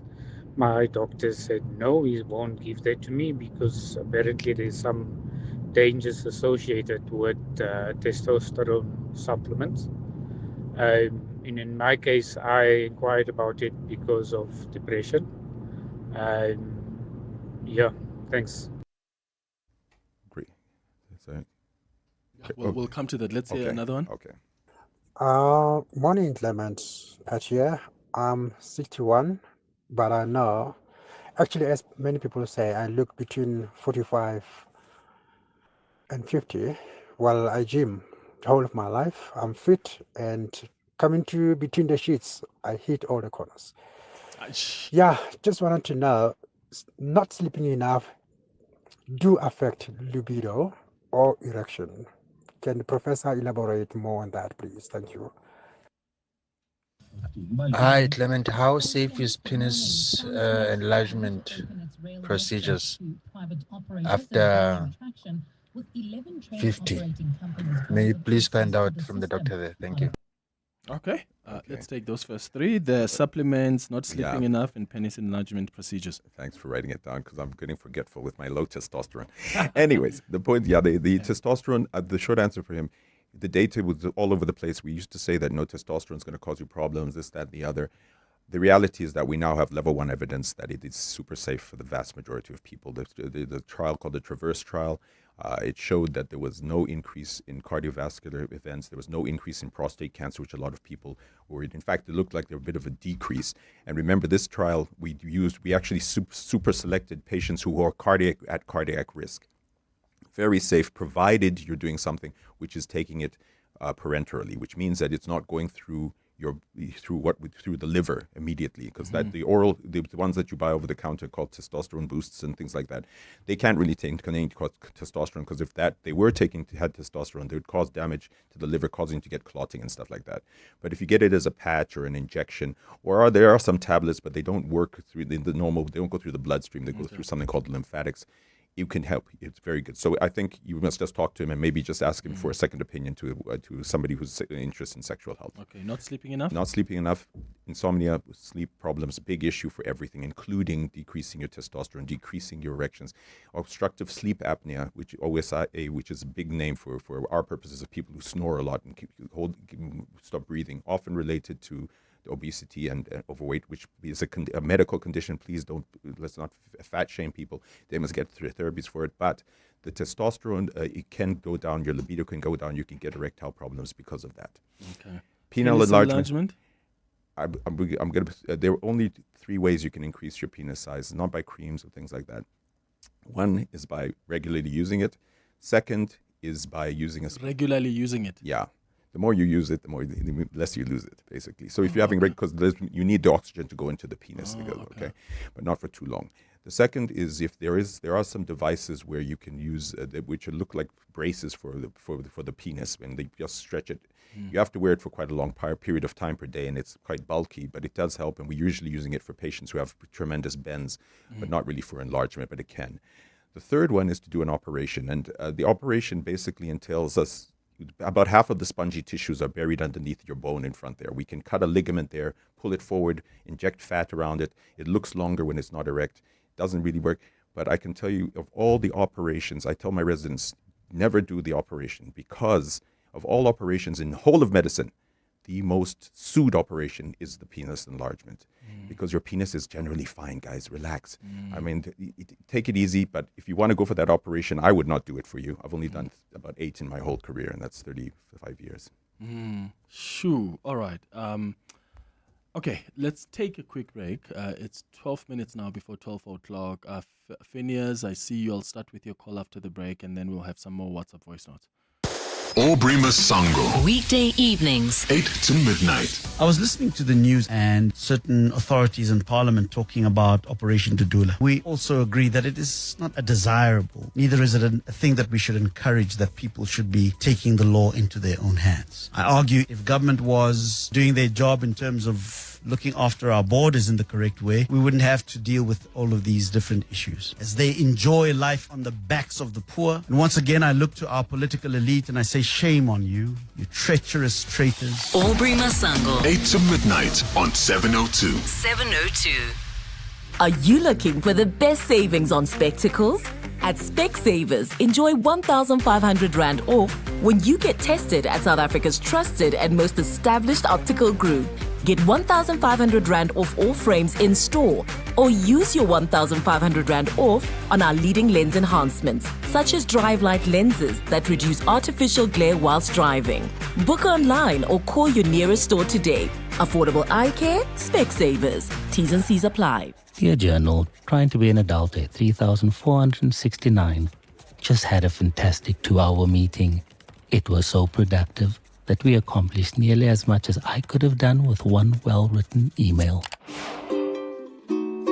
Hating the corporate 9 to 5? Get covered at pineapple.co.za. It's easy and like 19 Rand a day, so it's 100% the insurance for you. Underwritten by Old Mutual Alternative Risk Transfer Insurer Limited, a licensed non-life insurer and authorized FSP. Premiums are risk profile dependent. The unexamined life is not worth living. Socrates' timeless wisdom reminds us of the power of introspection. At Plus 94 Research, we delve deep into data, uncovering insights that drive meaningful decisions. Our scientific methodologies transform questions into clarity. Don't just operate, understand. Don't just guess, know. Plus 94 Research, the science of decision making. Relationship issues? Relationship talk. On 702. At 9 minutes now before 12 o'clock, let's go straight to your WhatsApps and your calls. Good morning, Clement and the doctor there, and all the listeners. I'm Maxwell. I'm listening to your show. It's very, very interesting. Thanks to the doctor there. My issue is that I'm 52 and I'm dating a young, beautiful woman. She's 38. And she just loves and enjoys and adores sex. And when it happens, it's quite fun, very nice. It goes on and on and on. But my real concern is, as I age and she's like younger, do I need to get worried? Because not always I want to be intimate with her. Yet I found a way of saying to her, it's not really about, sex. It's about everything, cuddling, talking, and everything. So my real concern is, as I age, wanna get stuck. Thank you. Hi, good morning, Clement, and your guest right there. Does your penis shrink when you get older? Does a penis shrink? Thank you. Yeah, I think you had already addressed that one. But I'll just address it a little bit more. Guys, everybody looks at, we watch too much various things on the internet. The average porn movie, for example, takes between 2.5 to 5 days to make.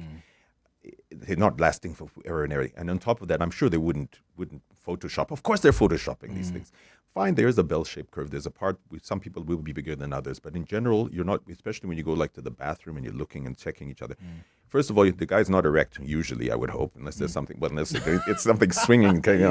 And second of all, the penis is going to get much bigger when it gets erect. Yeah. Second of all, if you know physics, the angles that you're looking at, everyone is going to look bigger from the angle that you're looking at. Relax. Unless you're having sex in the bathroom. Mile High Club, I'm not sure about you, Clem. I'm not going to mention it too much. But the point is that your penis doesn't shrink just by itself as you get older. It's a matter of the way you think about it as well. And that brings me on to the first question. I think there are two aspects that you need to remember. First of all, you must stop worrying. Stress. You're already thinking of a problem before it even occurs. It doesn't have to occur. You just continue living your life and doing what's necessary. But the second is probably even the most important thing when you're in a sexual relationship with somebody. Communicate. You have to explain to them what's going on. Each of you will change as you go along. If you're female, male, if you're in a non-monogamous relationship, if you're in a non-heterosexual relationship, everything changes. But you have to have the communication with your partner, because the biggest sex organ is the brain. Just talk to your partner, but don't be stressing yourself about it. There will be changes in everything. Phineas in Krugersdorp. Hi. Hi. Sure, go ahead. Hi, Doctor. My problem here is I'm 70 years old, and I do have a high blood pressure as well as diabetic. About a year ago, I started losing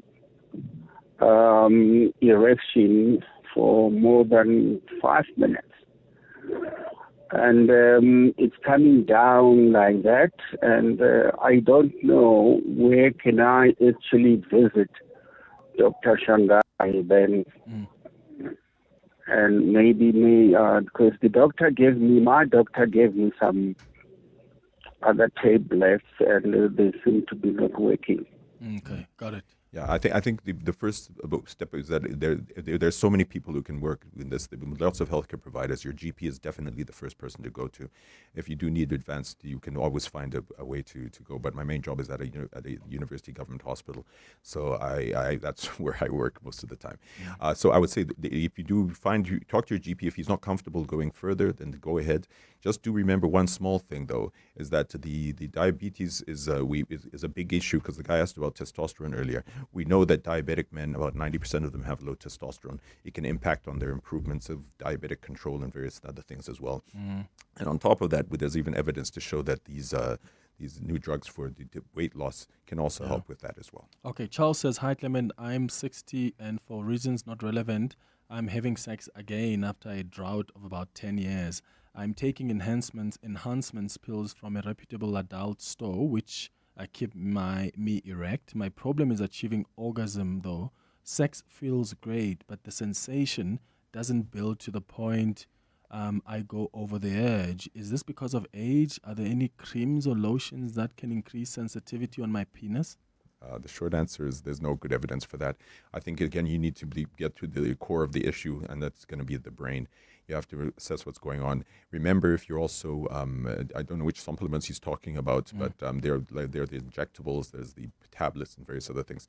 The injectables will stay erect even after you've had orgasm, so that might be one of the issues. But I would say he must go and just talk to his GP and find out what's going on. Last one from someone who says, hi Clement, can the doctor please give some nutritional advice to maintain a healthy penis and testosterone? And are Kegel exercises beneficial, and do they work in terms of strengthening the muscle around the penis? Any form of exercise, including Kegel exercise and any type, will strengthen those muscles. The first part about I've forgotten already. You see how my testosterone level is so low. What was the first part? So the first part, where's that? Okay. It's diet. Yes. Diet. Yeah. The short answer again, standard. It's about quantity and quality. Quantity, decrease the numbers of calories, particularly high fructose sugary things, which is not just from Cokes and things like that. It's also from fruit juices and stuff. Be careful with those. Decrease those numbers. The second is the quality, because we know obesity is huge amongst the poor more than the rich, mainly because the quality of the diet is poor. Highly processed foods, try to cut them out. Dr. Shinga, you're always great. Thank you so much for making time for for the us. opportunity, and thanks to the listeners. It's 2 minutes before 12. Okay, truck 7 at as zero warning lights. Truck 8, it's just been serviced. I guess we're running like a well-oiled machine. Where would I be without MyWay's comprehensive cover for my vans and trucks? Plus, cover for my customers' orders with goods and transit insurance. I guess we'll never know. Visit myway.co.za or dial 0860 64 64 64 and get a quote today. MyWay is a licensed non-life insurer and FSP. T's, C's and standard rates apply. MyWay. Live your way. Dreaming of a tropical escape? World Leisure Holidays has your ticket to paradise with exclusive getaways to the Indian Ocean Islands. From the beaches of Mauritius and the Maldives to the charm of Madagascar, Seychelles, Zanzibar and more, your dream destination awaits. Take advantage of early bird specials and pay stay offers. Call 011-285-2500 and mention 702 for a mystery discount. Or follow us on social media or contact your nearest travel professional. Start planning your escape today. T's and C's apply. Babe, Yeah? the fridge light finally stopped flickering. Yeah. I replaced it. You replaced it? Mm-hmm. Like on your own? Yep. You know what that means. Party! Every excuse is a great one when you've got balloons, bubbles, gift wrap, cards, candles, and dress up. I'm calling it the Fridge Light Festival! The Crazy Store. Hey, you never know what you might find to have a good party. You're with Clement Manyathela. 702. Let's walk the talk. All right, coming up next, the Midday Report with Khomotso Modisa, who's in for Mendy Winner. Thank you for listening to the Friday edition of the Clement Manyathela Show. We're going to be back with you on Monday at 9 o'clock. Have a beautiful weekend, my friends. Bye-bye. This is EWN. Good afternoon, I'm Bali Dlamini. We begin in the Western Cape, where a 3-month-old baby has been rushed to hospital after being caught in gang crossfire in Bonteheuwel. Police say 2 gunmen entered a premises on